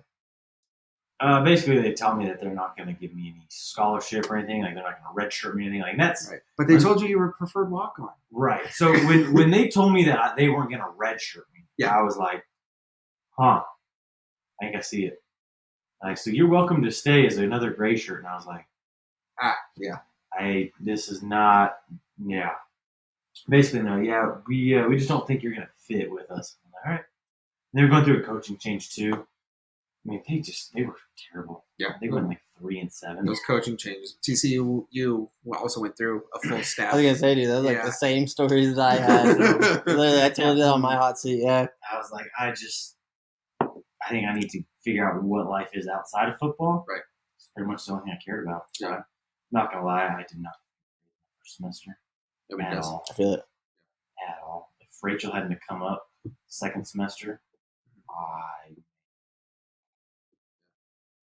Yeah. So we decided we needed to be a good student because we're in Yep. college. decided I need to be a good student. Is this when you decide like to go like into your profession? Like, do you know what you want to do long term at this point? Not quite. I remember thinking back. So in this time, like Rachel had come up, and I still didn't know, like, was I going to marry her or not? Right? So Sure. you're so many things are going through your head, and I was like, okay, well, since I'm Also, you're good in 19 at this football- point. Right. Yeah. Yeah. There's a lot to figure out at 19 in another Yeah. state. And so I'm like, well, maybe I should just go coach, right? Because I love the game. Let me go be a football coach. Well, at the time, like Rachel and I started like getting serious and having long-term talks, like Sure. what our life would look like 3 years, 5 years, 10 years from now. Right. And I was like, oh shit, coach 10 and don't make a whole hell of a lot of money. Sure. So I was like, well, if I can't do that, how would I stick with sports? So then my uncle's a physical therapist. I was like, well, let's go see what he does. I'm like, I can do this. Mhm. And I had been with Dr. Death before. Yeah. Like, everyone's been to Dr. That guy Death's gets paid office. to be a doctor. Yeah. So Yeah. I was like, well, I can do that. Even if it's for free every once in a while, like, I'll do that. Yeah. And that's when I set down the path to be a good student. It's Yeah. not fun. Yeah. Disgusting. At the risk of sounding like an arrogant prick, high school was easy. Yeah. Academic wise. College, so not. Yeah. So not. Sure. I just showed up to high school classes and I could get A's and B's. Yeah. But college, nah. Mm-hmm. I was actually doing homework, like chemistry homework for 2 or 3 hours a day. Right. Yeah, you do a lot of chemistry when you're cracking people's backs for sure. So that makes sense. shout out our educational system. Okay, so is this about the time in your life when you start getting into powerlifting? Just about, yeah. So Well, if I'm gonna be a physical therapist, Yeah, I don't yeah. even know 7 vertebrae. Yeah. So I'll just lift them, baby. tell me what the powerlifting scene was like. Tell me Yeah. what your biggest lift was, your favorite lift, what supplements you were like in. Like, give me the whole rundown on this whole scene here. Yeah, because you actually competed. You didn't. Yeah. You're not just like us where we go and do stuff in the gym and it's cool, it's good enough there. But you actually competed. You put on the singlet and the whitey tighties and you got up on the Unitard. platform. Yeah. Unitard. Sorry, Yep. my bad. I thought it looked good on you, but Yeah, I so thought it too. looked great on you. Question is, was there not a sock? Doesn't That's matter. for you to wonder. why were you smuggling grapes that day? Yeah, I come don't know. Oranges. Yeah. Cuties. Yeah. So that's when I started taking the gym like seriously because I mean, you go to football practice every day. how you suddenly have an extra 2 to 4 hours a day. What the hell do you do with it? So I was like, well, start taking the gym seriously. I started doing like some bodybuilding stuff for a while. Got really into some stuff. Participated in a few studies. Then ended up going to. Ooh. What type of studies are we talking about here? Like, so they need to know how supplements affect people. Mm-hmm. It's like where you get $500 and you sign an NDA. I did not have to sign an NDA. Did they I touch you? did get a free mystery supplement. Like, they just tell you take this every morning. Was this done by the college? It was done by someone in Denver. It's just someone at the gym. No, it was actually Muscle Farm. Okay. Oh, okay, yeah. Reputable? Yeah, reputable. Until after they got caught. Okay, I mean, At the time. Hey, they're all doing it. They're all doing it. They got caught with like extra nitrogen in there, so like says 25 grams of protein, you can add more nitrogen, and that'll say 27 or 8 Oh grams. yeah. That's what they were doing. So it wasn't anything like super bad. It's just missing Right. Yeah. So, I don't know. I just got into it more and more, and then we got to the point where I was like, well, I found Westside Barbell. Yeah. The single weirdest training system you'll ever see in your life. Yeah. Heck yeah. So weird. That's right, because I made you run a whole. Yeah, we set ran with me for a while. a powerlift. I almost said we ran a cycle together. Why? But since we're already talking about mystery supplements, we ran a weightlifting cycle Yes. together. No steroids. We're not playing. Yeah. Oh, it was a workout plan. And they were using all these bands and chains and shit, which made no sense to me at the time because I was still early on in my exercise science degree. But so I went looking around. I was like, who has bands and chains locally? So I ended up finding a local gym that was owned by a firefighter. And he's like, yeah, students only like $10, $15 a month. And I was like, done. 24/7 gym. Yeah. I can do this. You got those cool looking chains in there too. Hell yeah. Dude, I still got like some cringy stats videos on here. Like me squatting. I think the one on there got like 135 on and then chains. Like, who gives a shit about your 135 chains? They look dope though. Hey, it was sick though. The big noise when they hit the ground. Exactly. I was cool. Clanging and banging, dude. You know how we do. Clanging and banging. Dude, I'm taking Muscle Farm subs. I got 135 on the bar. It was so bad. So freaking cringy. But I was like, whoa, this is really freaking cool. Like, Yeah. There's something about the feeling. Two things that I love. Getting a workout in at like 5 a.m., which you loved. Yeah. And like being done at 7 and other people are waking up. That was like a mental thing. I was like, no one else is even fucking. I already did something. So that was fun. And then like not being sure if you're going to be able to stand up with weight on your back. That was fun. Yeah. That was very fun. Even if it was 135. With chains. With chains. So that was fun, and then it just kind of evolved, really. Yeah. Kept getting better. Got really good at one point. And so I think my last meet... yeah, it was like right after probably like that third study you were doing in there, giving me that pill every morning. You just got really strong. Huh? Those studies only lasted for my sophomore and junior year. And then that was it. But they were just protein, I think. Well, I don't know. Protein matrix. Yeah. Can't prove anything. That's what they called it, the protein matrix. Because they had like the 3 proteins in there. It was dumb. Yeah. Nothing like some soy protein, baby. Dude, so what were your best lifts? I mean, so obviously you're a power lifter. I kept pushing for a while. Deadlift, squat, bench. In order, squat, bench, deadlift, because that's the way powerlifting goes. Yeah. I squatted like 562. I think my bench was terrible. I failed 340 by a little bit. I think I hit like 320 something that year or that meet, and then best deadlift was like 601, 602. Okay, we're moving weight. A couple. Yeah, that's a little bit. So not bad at powerlifting by any means. I mean, no. Especially because what weight did you compete at? You were at 225. I competed anywhere from 198 to 242. Yeah. So that like the best lifts I had, I competed in the 242 we're weight at 242. class. But I weighed like 230 pounds. Yeah. Like I was not. Yeah. You were a beefy boy though. Oh, I had a baby. You were big. Ray was I had a baby. big. Ray, literally, for all of you watching or listening, Ray couldn't wear jeans. like Yeah, could he was not wear bad. jeans. Short He had to get literally like special pants like tailored to his legs. I mean, big old boy, dude. Big old strong boy. Yeah, it was fun. Yeah. Did some strongman stuff then too. Uh-huh. But I was at a gym where, just for reference, Tijuana is very close by. Yeah. Sure. And needles are not discouraged. Yeah.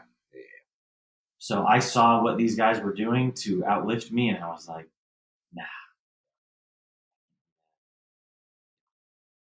And so we're finishing up your first college at this point. No, we're finishing up second college at that point. Oh, at that point. Okay. So describe. So we kind of skipped over a little Yeah. there. So lots of people go to college for 7 years. They're called doctors. At what point do you decide that you want to keep going with your education past Mesa? So once I realized I was going to be a physical therapist, you have to do your 4 years of undergrad, and you have to do 3 years of PT school. Yeah. That's what it is. Yeah. So we go from Utah to Tehachapi to Colorado, and now we're going from Colorado back to Tehachapi for 3 months. Yeah. Because we were waiting on a house in San Diego, and I was like, San Diego, you think it's expensive now? It's just as expensive then. So I moved back to Tehachapi for probably 3-ish months. Saved up some schmo. Lived with my mother-in-law for that long. I think I just worked like random odd jobs. Rachel worked at Starbucks. She was able to transfer. You had a couple training gigs at the gym here. Yeah. Here we're still the gym. Yeah. So did that and then moved out to San Diego. Yeah. Sorry. So San Diego. I mean, obviously, you're very much into going into your career at this point. So you're going there, you're not worried about being a professional football player anymore. No. You're not worried about, finding your thing. You're married at this point. Like, you're good. So you're on a warpath, I'm assuming, at this point. How did your schooling go? Because that's like serious school. That's like, Oh yeah. well, this is like doctor school at this point. Like, you're there for one reason. This is a story I tell all the time because some people think PT school or being a doctor stuff is the school part's easy. So like, oh, they want everyone to pass. Like, yes, they do. But the very first test I took in anatomy was on the blood vessels of the stomach and everything, which has so much bearing on my job. I got a D. So I walked up to the teacher after the class and I was like, what do I need to do? This is not something I've ever done. I don't get D's. Yeah. I'm a good student. Just fucking study harder. Yeah. You're like, oh, so there's no... Got it. There's no... Okay. See you tomorrow, Mom. You're like, I've been up for a week, dude. Like, I don't know what else I could physically do here. Well, So see you basically- later. Thanks, teach. Next 3 months or so, I lit every Saturday morning from about 6 to noon. I was down in the whiteboard room studying. Yeah. Me and 1 to 4 buddies. Every Saturday. Give up my Saturdays. Yeah.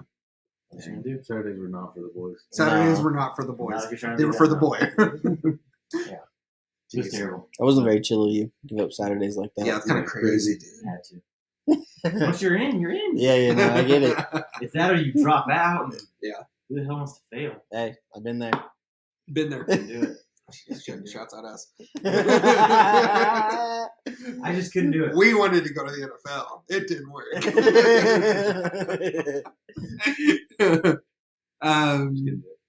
So you go to, what was the school's name? University of St. Augustine Health Sciences. St. Augustine. That's Oh. right. Yeah. Freaking So mouthful. you finish that up and you're a doctor at that point, or do you still have to do a little bit more to become an actual, to get your white coat after that? So we You have to do more after that. We're not done yet. So you go for 2 years and then you get white coated. Yeah. Then you go and you do 3 rotations at different facilities. Right. And so is this when you start going more east here? Yeah. So this is when I did 1 up in Colorado Uh-huh. because I lived with an old friend and then another old friend. I Sure. was like, hey, let's do 3 weeks here and I'll do 5 weeks here with Yeah. this person. That Yeah. way we're chilling.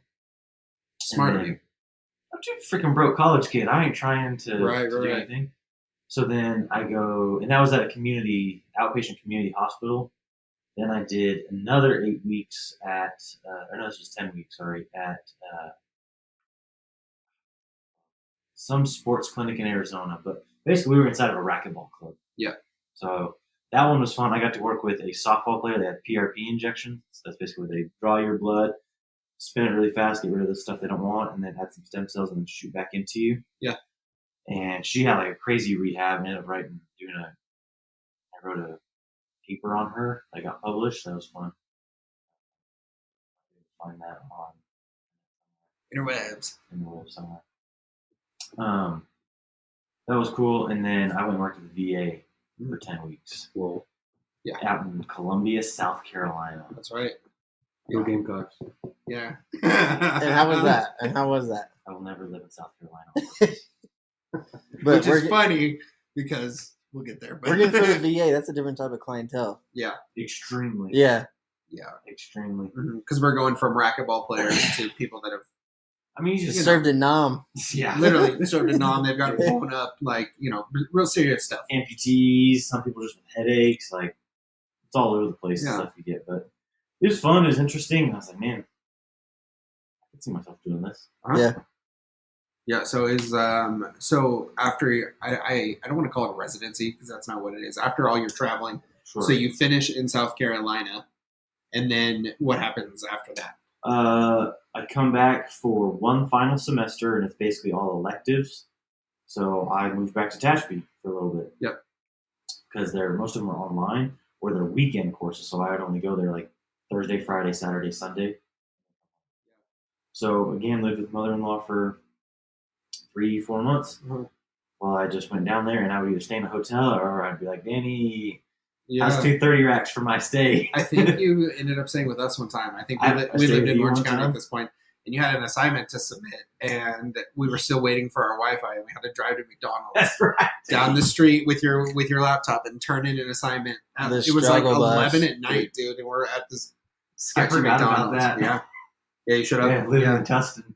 Yeah, you showed up with some beers to my house, and you hung out and stayed the night on your way down to San Diego. Yeah. Cut it I like forgot halfway. about that. Yeah. So you finish that. You're fully doctored up now. Fully doctored up. So now it's time to find a career. So I'm sorry. It's time to find a job now. yeah. Yeah. I'll say this nicely.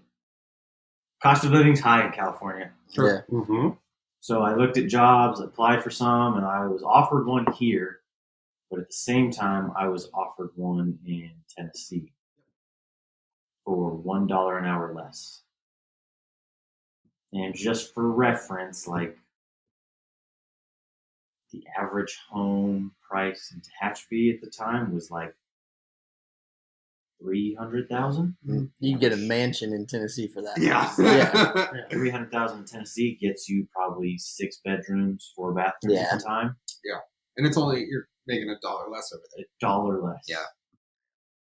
So we jumped on it because Rachel and I were unsure of the direction California was going anyway. So we jumped on that. I went out there, worked for a contract company for 18 months. So they lost the contract when COVID hit. They lost the contract and the company went internal.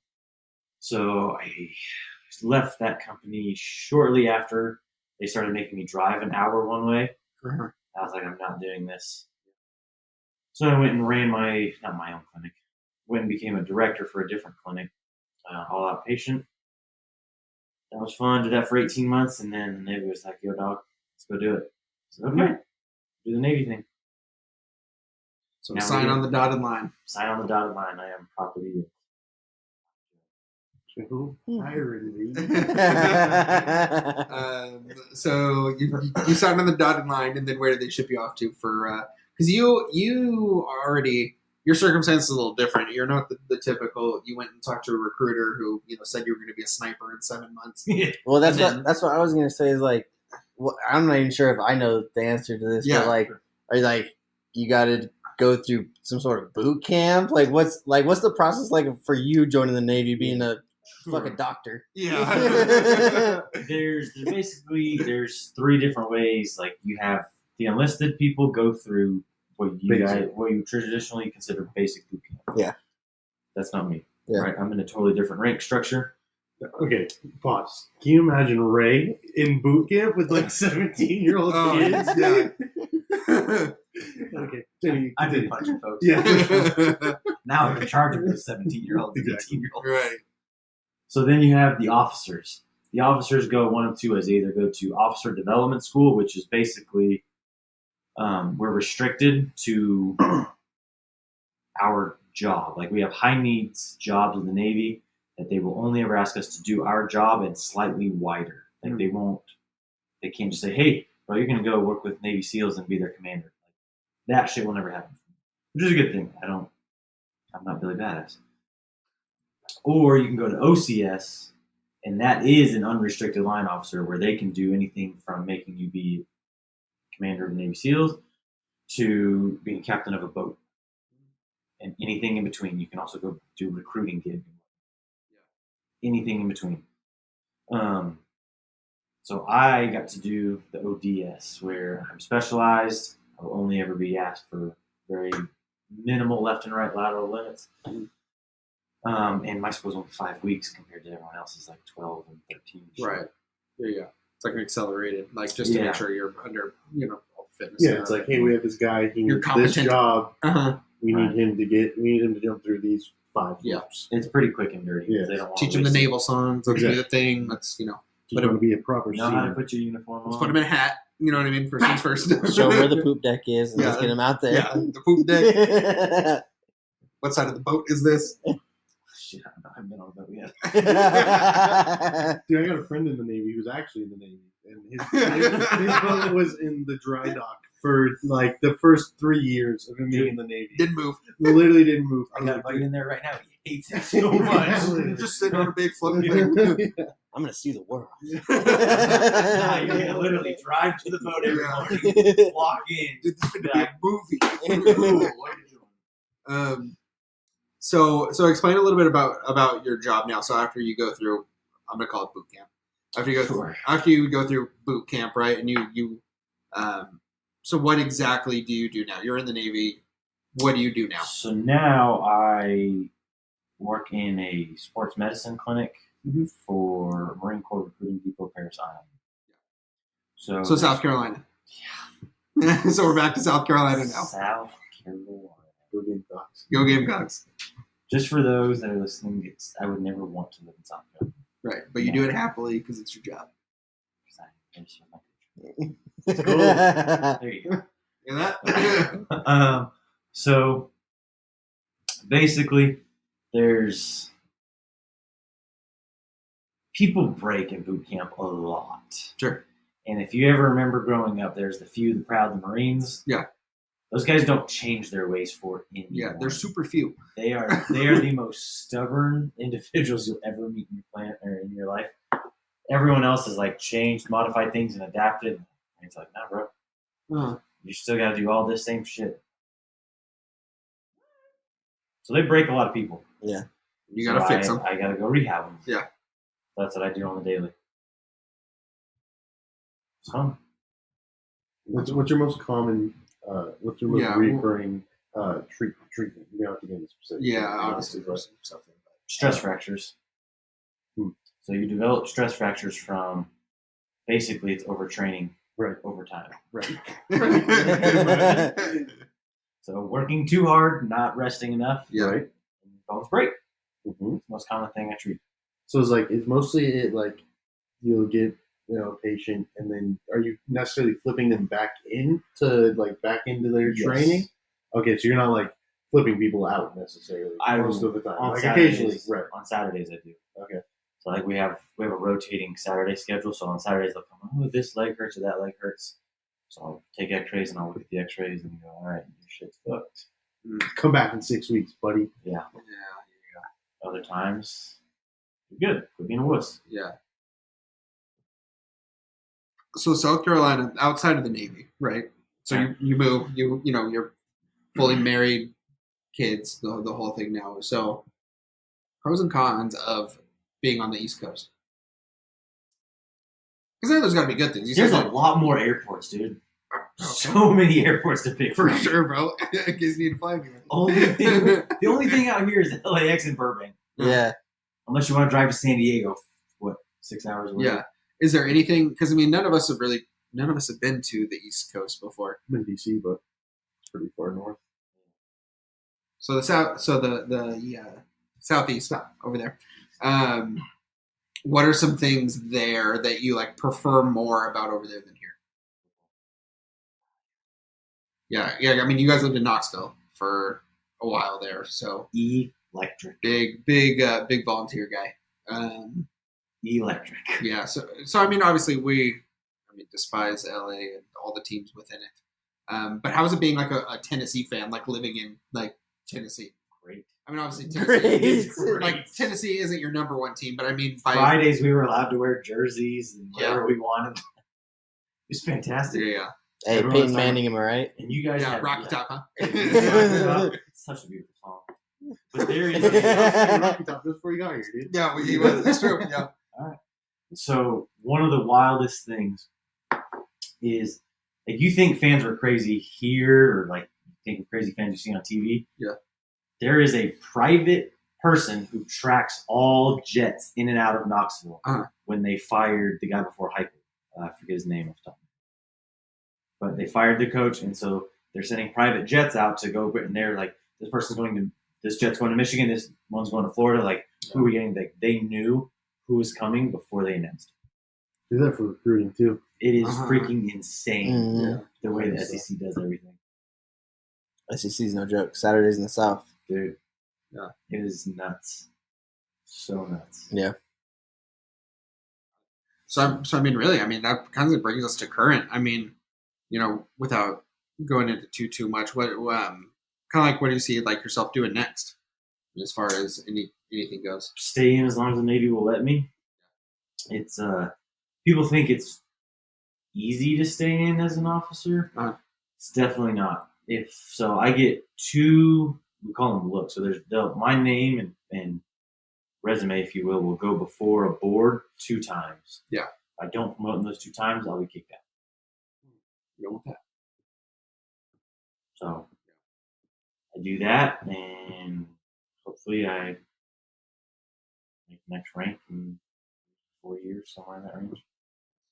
Stay in for another 6 years. Long term, man.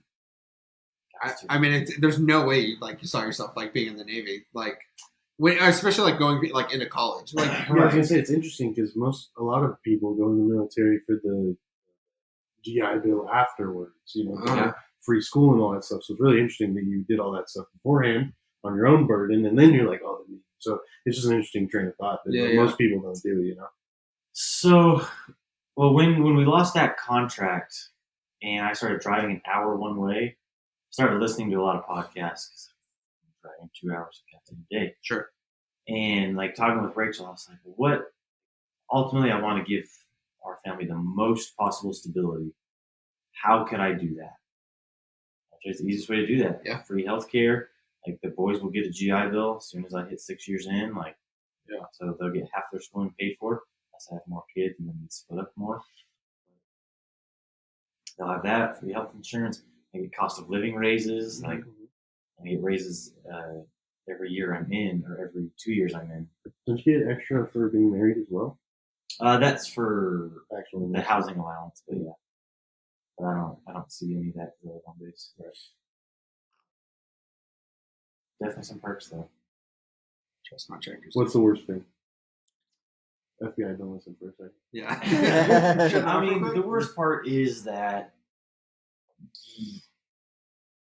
sometimes it can be hard to speak up because they do try to beat rank into your head. Sure. So, like me being in 03, if an 06 tells me that they want something done and I disagree, the only response is yes, sir.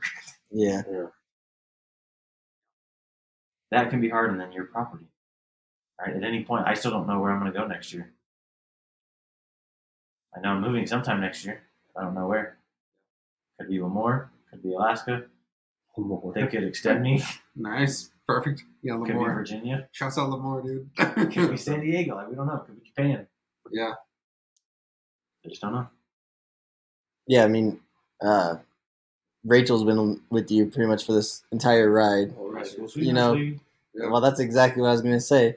A lot of people say it's not a great idea to marry your high school sweetheart. What say you? That's It's right, dude. Yep. And I think the biggest part of it is like you understand, like because everything else. Yeah, y'all too. Like it's Hell yeah. Hell yeah. yeah, like you understand everything else. Like like when you Yeah. date when you're older, you understand like what they're into at the current time. When you're younger, I feel like you talk about a wider variety of subjects. Just because being like you're younger, you go to your grandma's house, which makes you talk about your childhood and like what you did when you were growing up. Yeah. So like you kind of have a more of a grasp. Well, and like, I get shit on for not having good communication skills, but like if you just talk to your wife, Yeah. Like we had long conversations about how many kids we're gonna have, what do we want for this, like should we go to the Navy, why should we, why shouldn't we? Like you just talk it all out and come to an agreement. Yeah, exactly. It's not like terribly difficult, but to some people it's too much effort. Mm-hmm. Yeah, because how long are you guys been married now? It's been Oh, don't do this. Is it like 2014. Oh, close. So math, 9 years. Yeah. It'll be 9 years in August. Yeah. 9. We started dating my senior year of high school. ASB. Shouts out ASB. Shout out to ASB. Waddy bringing folks together. For real. What do you remember most about your wedding day? Yeah, that's good. On my wedding day, 2 things jump out right away. 1, drinking beer in the cooler in that guy's garage. Yeah, because you guys got married over here at Dorner. Yep. Which, for those of you listening that are from Tehachapi and you kind of understand, you know that the wedding venue there. And that's where you and Rachel were married. We were one of the first ones to go there. So we went and drank beer in that guy's fridge because it was so freaking hot. It was warm. And then I remember that evening, everyone was so drunk we had to drive a couple people home. Yeah. That's not ideal. On your wedding night. Yeah, and because you guys were leaving, like it was like the next day. The next morning, yeah. That's rough. I was there. Yeah. I was got there. there. Yeah, you were there. I was there. We're all there. Yeah, we were invited. I invited the whole group. All right. If we were gonna pull rank, I was the best man at the wedding. But Boom. Yeah, dude, I'd never given a best man speech before, and I was so freaking nervous. Like it's like all your family from like Utah and Tehachapi. It's like all of our family and friends, and it's like people we played football with, and like all of our coaches were there, and like it was a crazy. Dude, I was at the table with Coach Sue. It was crazy because, bro, you know how it was back in the day. I was chewing Copenhagen at the time, so I pull out my, you guys are like doing your speeches, or whatever. I'm like off to the side, like putting a little dipski in. And he's like, "Hey, what you got?" He asked me for a pinch, bro, and I was like, "Bro, this is not happening right now." It was crazy. Yeah. Oh, Yeah. That's good times. Yeah, definitely. I know I had a couple more things I wanted to go over. Hit me with your best shot. Dirt bike versus quad, what's better? Oh, no. Shit. Short squad guy. I hear jealousy. That's what I hear. Dude, Yeah. it was a Can't flex. look as cool. I guess not. And also, any memorable riding trips that you went on? Screaming banshees. Yeah. Remember Shasta trying to eat in the fireworks while they're going off? There's some good ones. One of the ones that kind of like the first one that jumps to mind. First off, quads are better. Sorry. Second, the one we found that little jump. We were out in Cal City, and there's that jump, and I kept falling just short of it. I remember My this ass too. was starting to hurt, and I finally just like upped a gear and went for it. I was like, "Oh my god, that was so smooth!" And I turned, and all 3 of you just did one of these. And I was like, Yeah. I'll never forget the drunk guy we found on the side of the "Oh road. my god, I forgot about that." Yeah. It was Rachel's. So that was Rachel's first time trying to come out and hang out with us when we were camping. Yeah. So her mom and dad are driving us out, or driving them out, and that guy's like, "You hit me with your bike." Yeah. It's like, again, I definitely did no such thing. That was tricky. You Yeah. go up to the Ranger ranger station. He got super arrested. Remember, he like he went to go pee, and they were like mad at him. They're like, "Just go," Yeah. because he didn't have to pee right in front of him. Yeah, that's crazy. Yeah, a lot of memories Totally on the forgot desert, about man. Yeah. We spent many an hours out there. Again, that was when we were like in our hill climb phase. We would Oh, just like yeah. all park at the bottom of the hill and just watch each other try to get up. Yeah. Yeah. Or riding out to the pizza joint. Yeah. Dude, now that I look back on it, like the amount of times that we stopped out in the middle of the desert and everyone shut their bike off, like how do we not get stranded more? Is my question. It's true. Like with how bad we abused those bikes. Like, Oh, yeah. Reliable. I just don't get it, man. Like I don't know how we didn't get stranded more often. The more and It's more I called think skill. Yeah. Yeah, that was like one of the funner parts too. We just like get to the top of a mountain or something and we all just post up there and talk or like shoot the shit, Yeah. throw rocks or something. See Like how badass I am right Yeah. now? yeah. You guys are going to the top of that one now? I do miss riding. Yeah, definitely. We do have that here. Yeah, like what are the big culture differences between West Coast, East Coast, Yeah. especially in the South over there? Shout out Hardee's. You know, about the food. Is like sweet tea like a big deal, or like is that just a misconception? No, okay, so I'll tell you this. In Tennessee, if you ask for tea, it's sweet tea. Yeah. Right. You have to specifically ask for unsweetened tea. Yeah, If you say, "Can I get some tea?" It'll be sweet tea.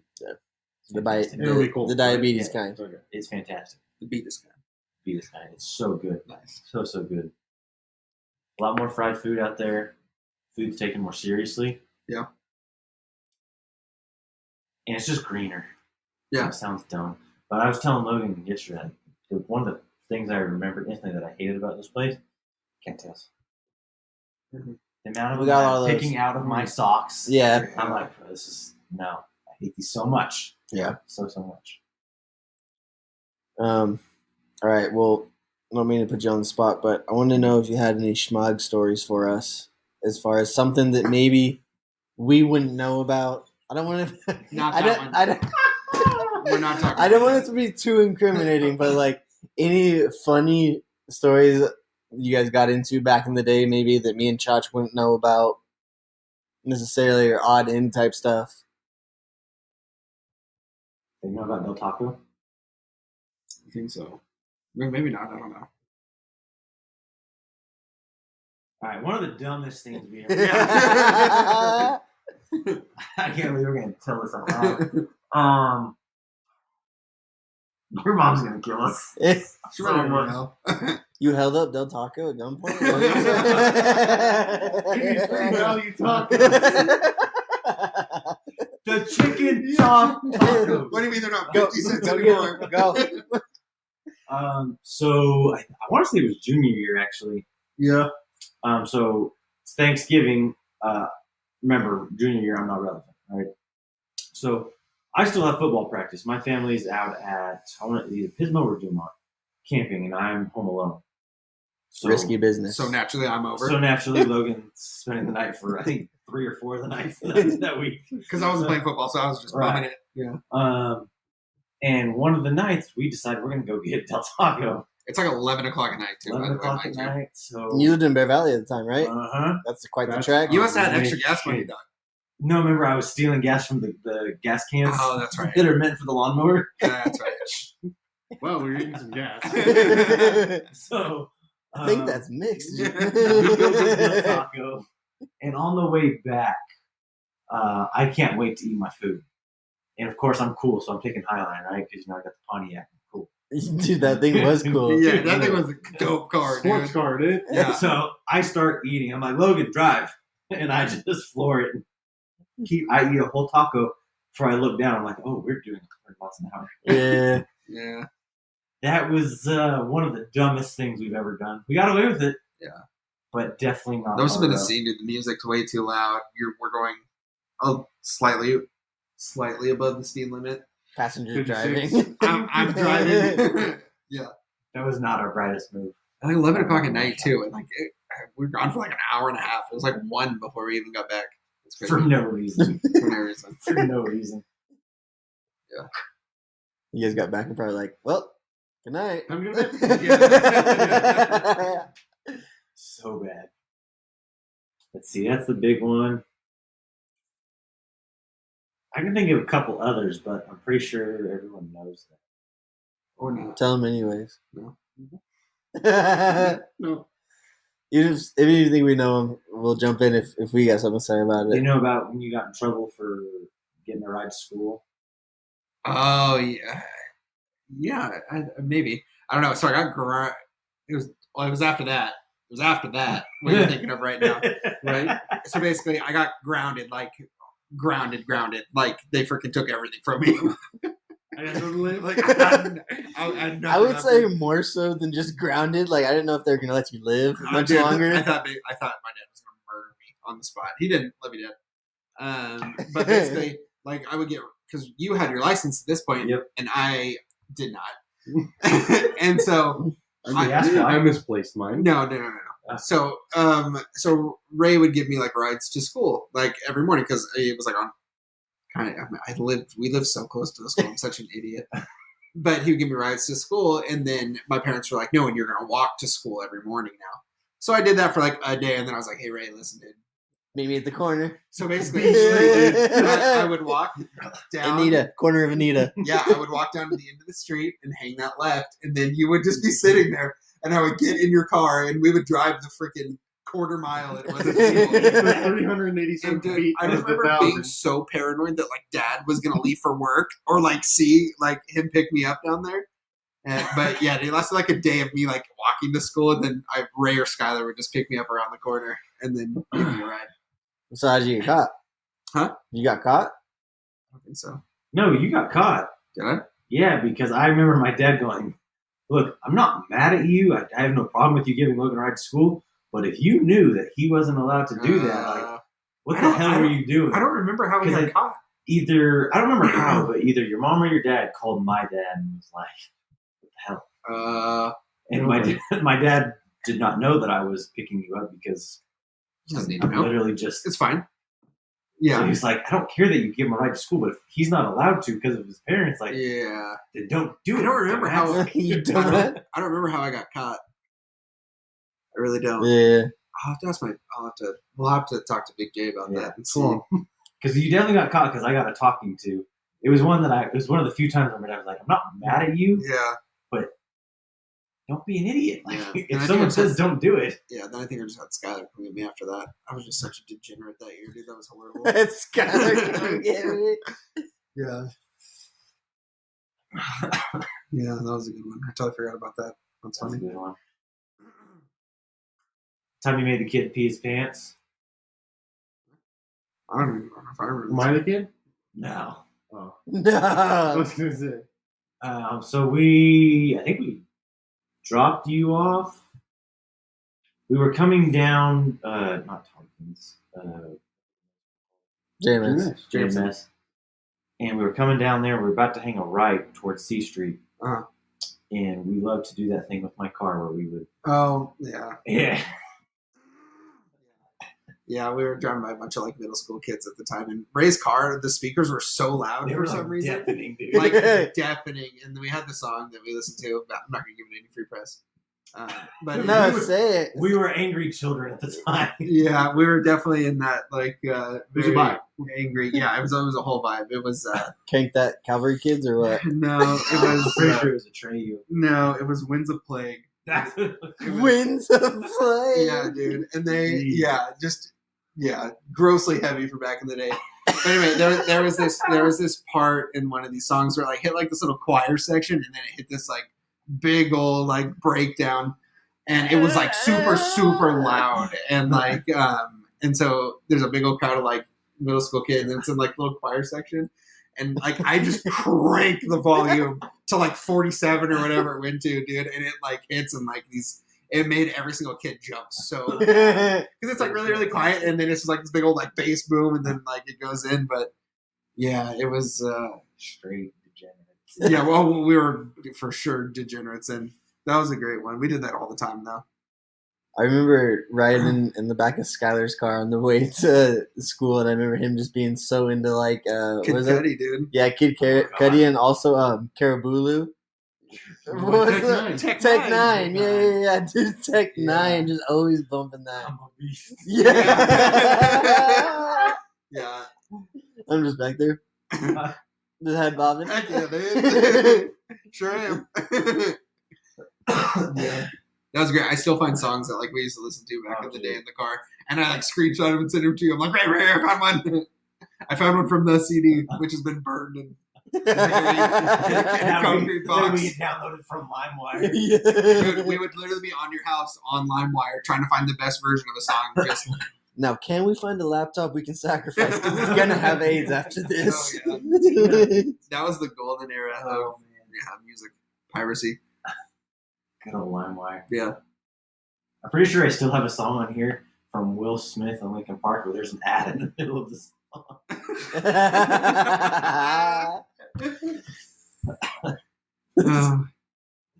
Yeah. Let's see. Trying to think of any other good ones I have that we were allowed to tell.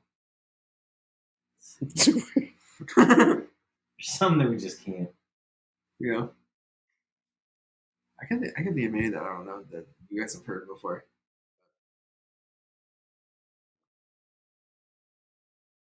I got one actually. It's not. I think it was more because you were jealous. Because this kind of started the initial little mini rivalry for it. Logan's always been a little stronger. In high school, I'm a little smaller, a little more petite. Unfortunately, I was not a big kid. You did track our junior year. Oh, that's right. Yeah. So, again, I'm not an excellent athlete. I'm good at just about everything. I'm not great at anyone. So I threw shot put when we needed points and whatnot. I remember losing the 200 meter by like me to you, and I was freaking heated for no reason. There's no reason to be upset. Then they come grab me like, hey, you have to throw shot put like now, or you're going to get disqualified. So I get up there and I'm just like still pissed off that I lost. So I go and I chuck it as hard as I possibly can, which is not super impressive. But I beat him by like 3 feet. They're like, oh, you threw the girl's shot put. I was like, fine, just give me the real one. I'm just upset. I'm so mad that I lost. You threw the girl's shot put. And I throw up 6 pounds. So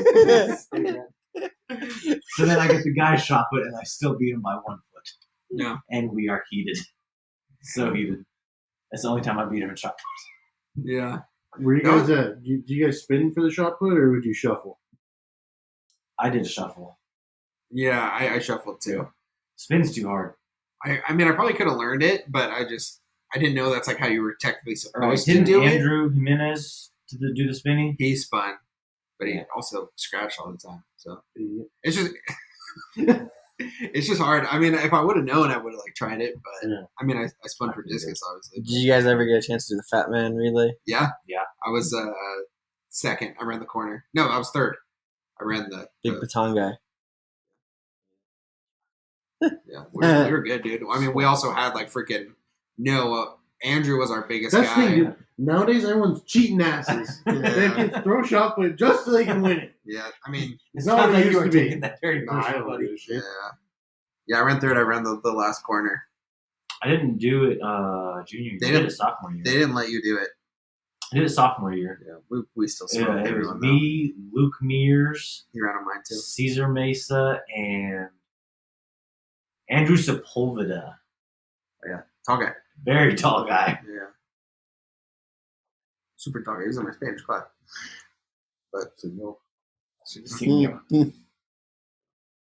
I think that's the only stories I can tell. we got some off on the ones. You just want to so bad. You're not yet though. Every Q&A, it's just right at the top. No longer tell the story. Jump to the top. I'm Yeah. like, Tell the story. go to number 2. Find number 2. Yeah. For everyone listening, whenever we do Q&As, Ray hits the Ray's always the first one with the story that we're not going to talk about every single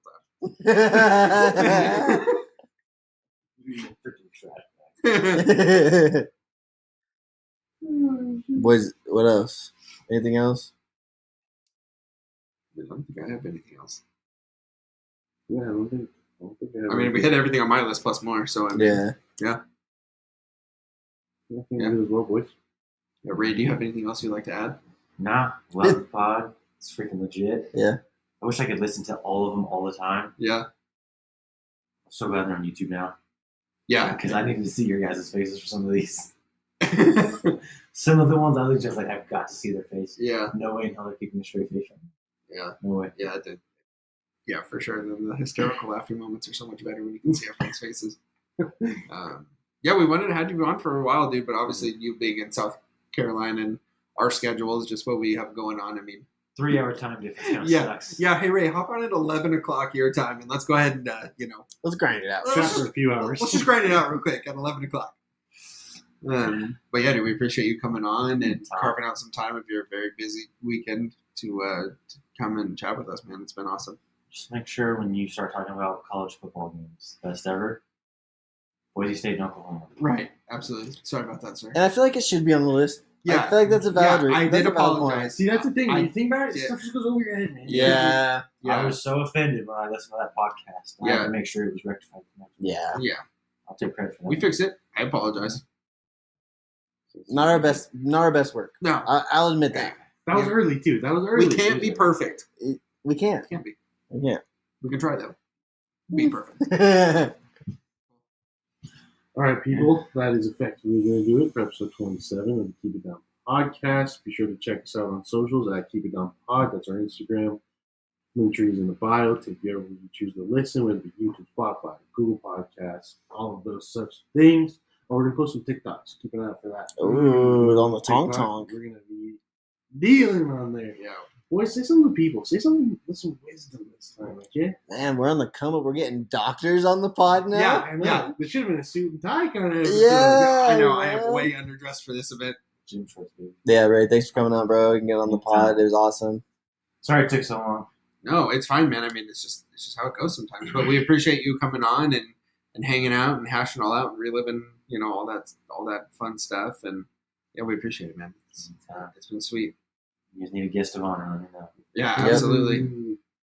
Yeah, we'll link all of Ray's socials down below this episode as well for every listening. So We are. check him out, baby. Probably just the business one. More of a business kind of guy, huh? Yeah, if you ever want to see a man squat 135 with chains on, Yeah. that'll be a good I might have it on, like, I didn't go deep enough on my Instagram. All right, guys. Don't forget to be good people. Peace.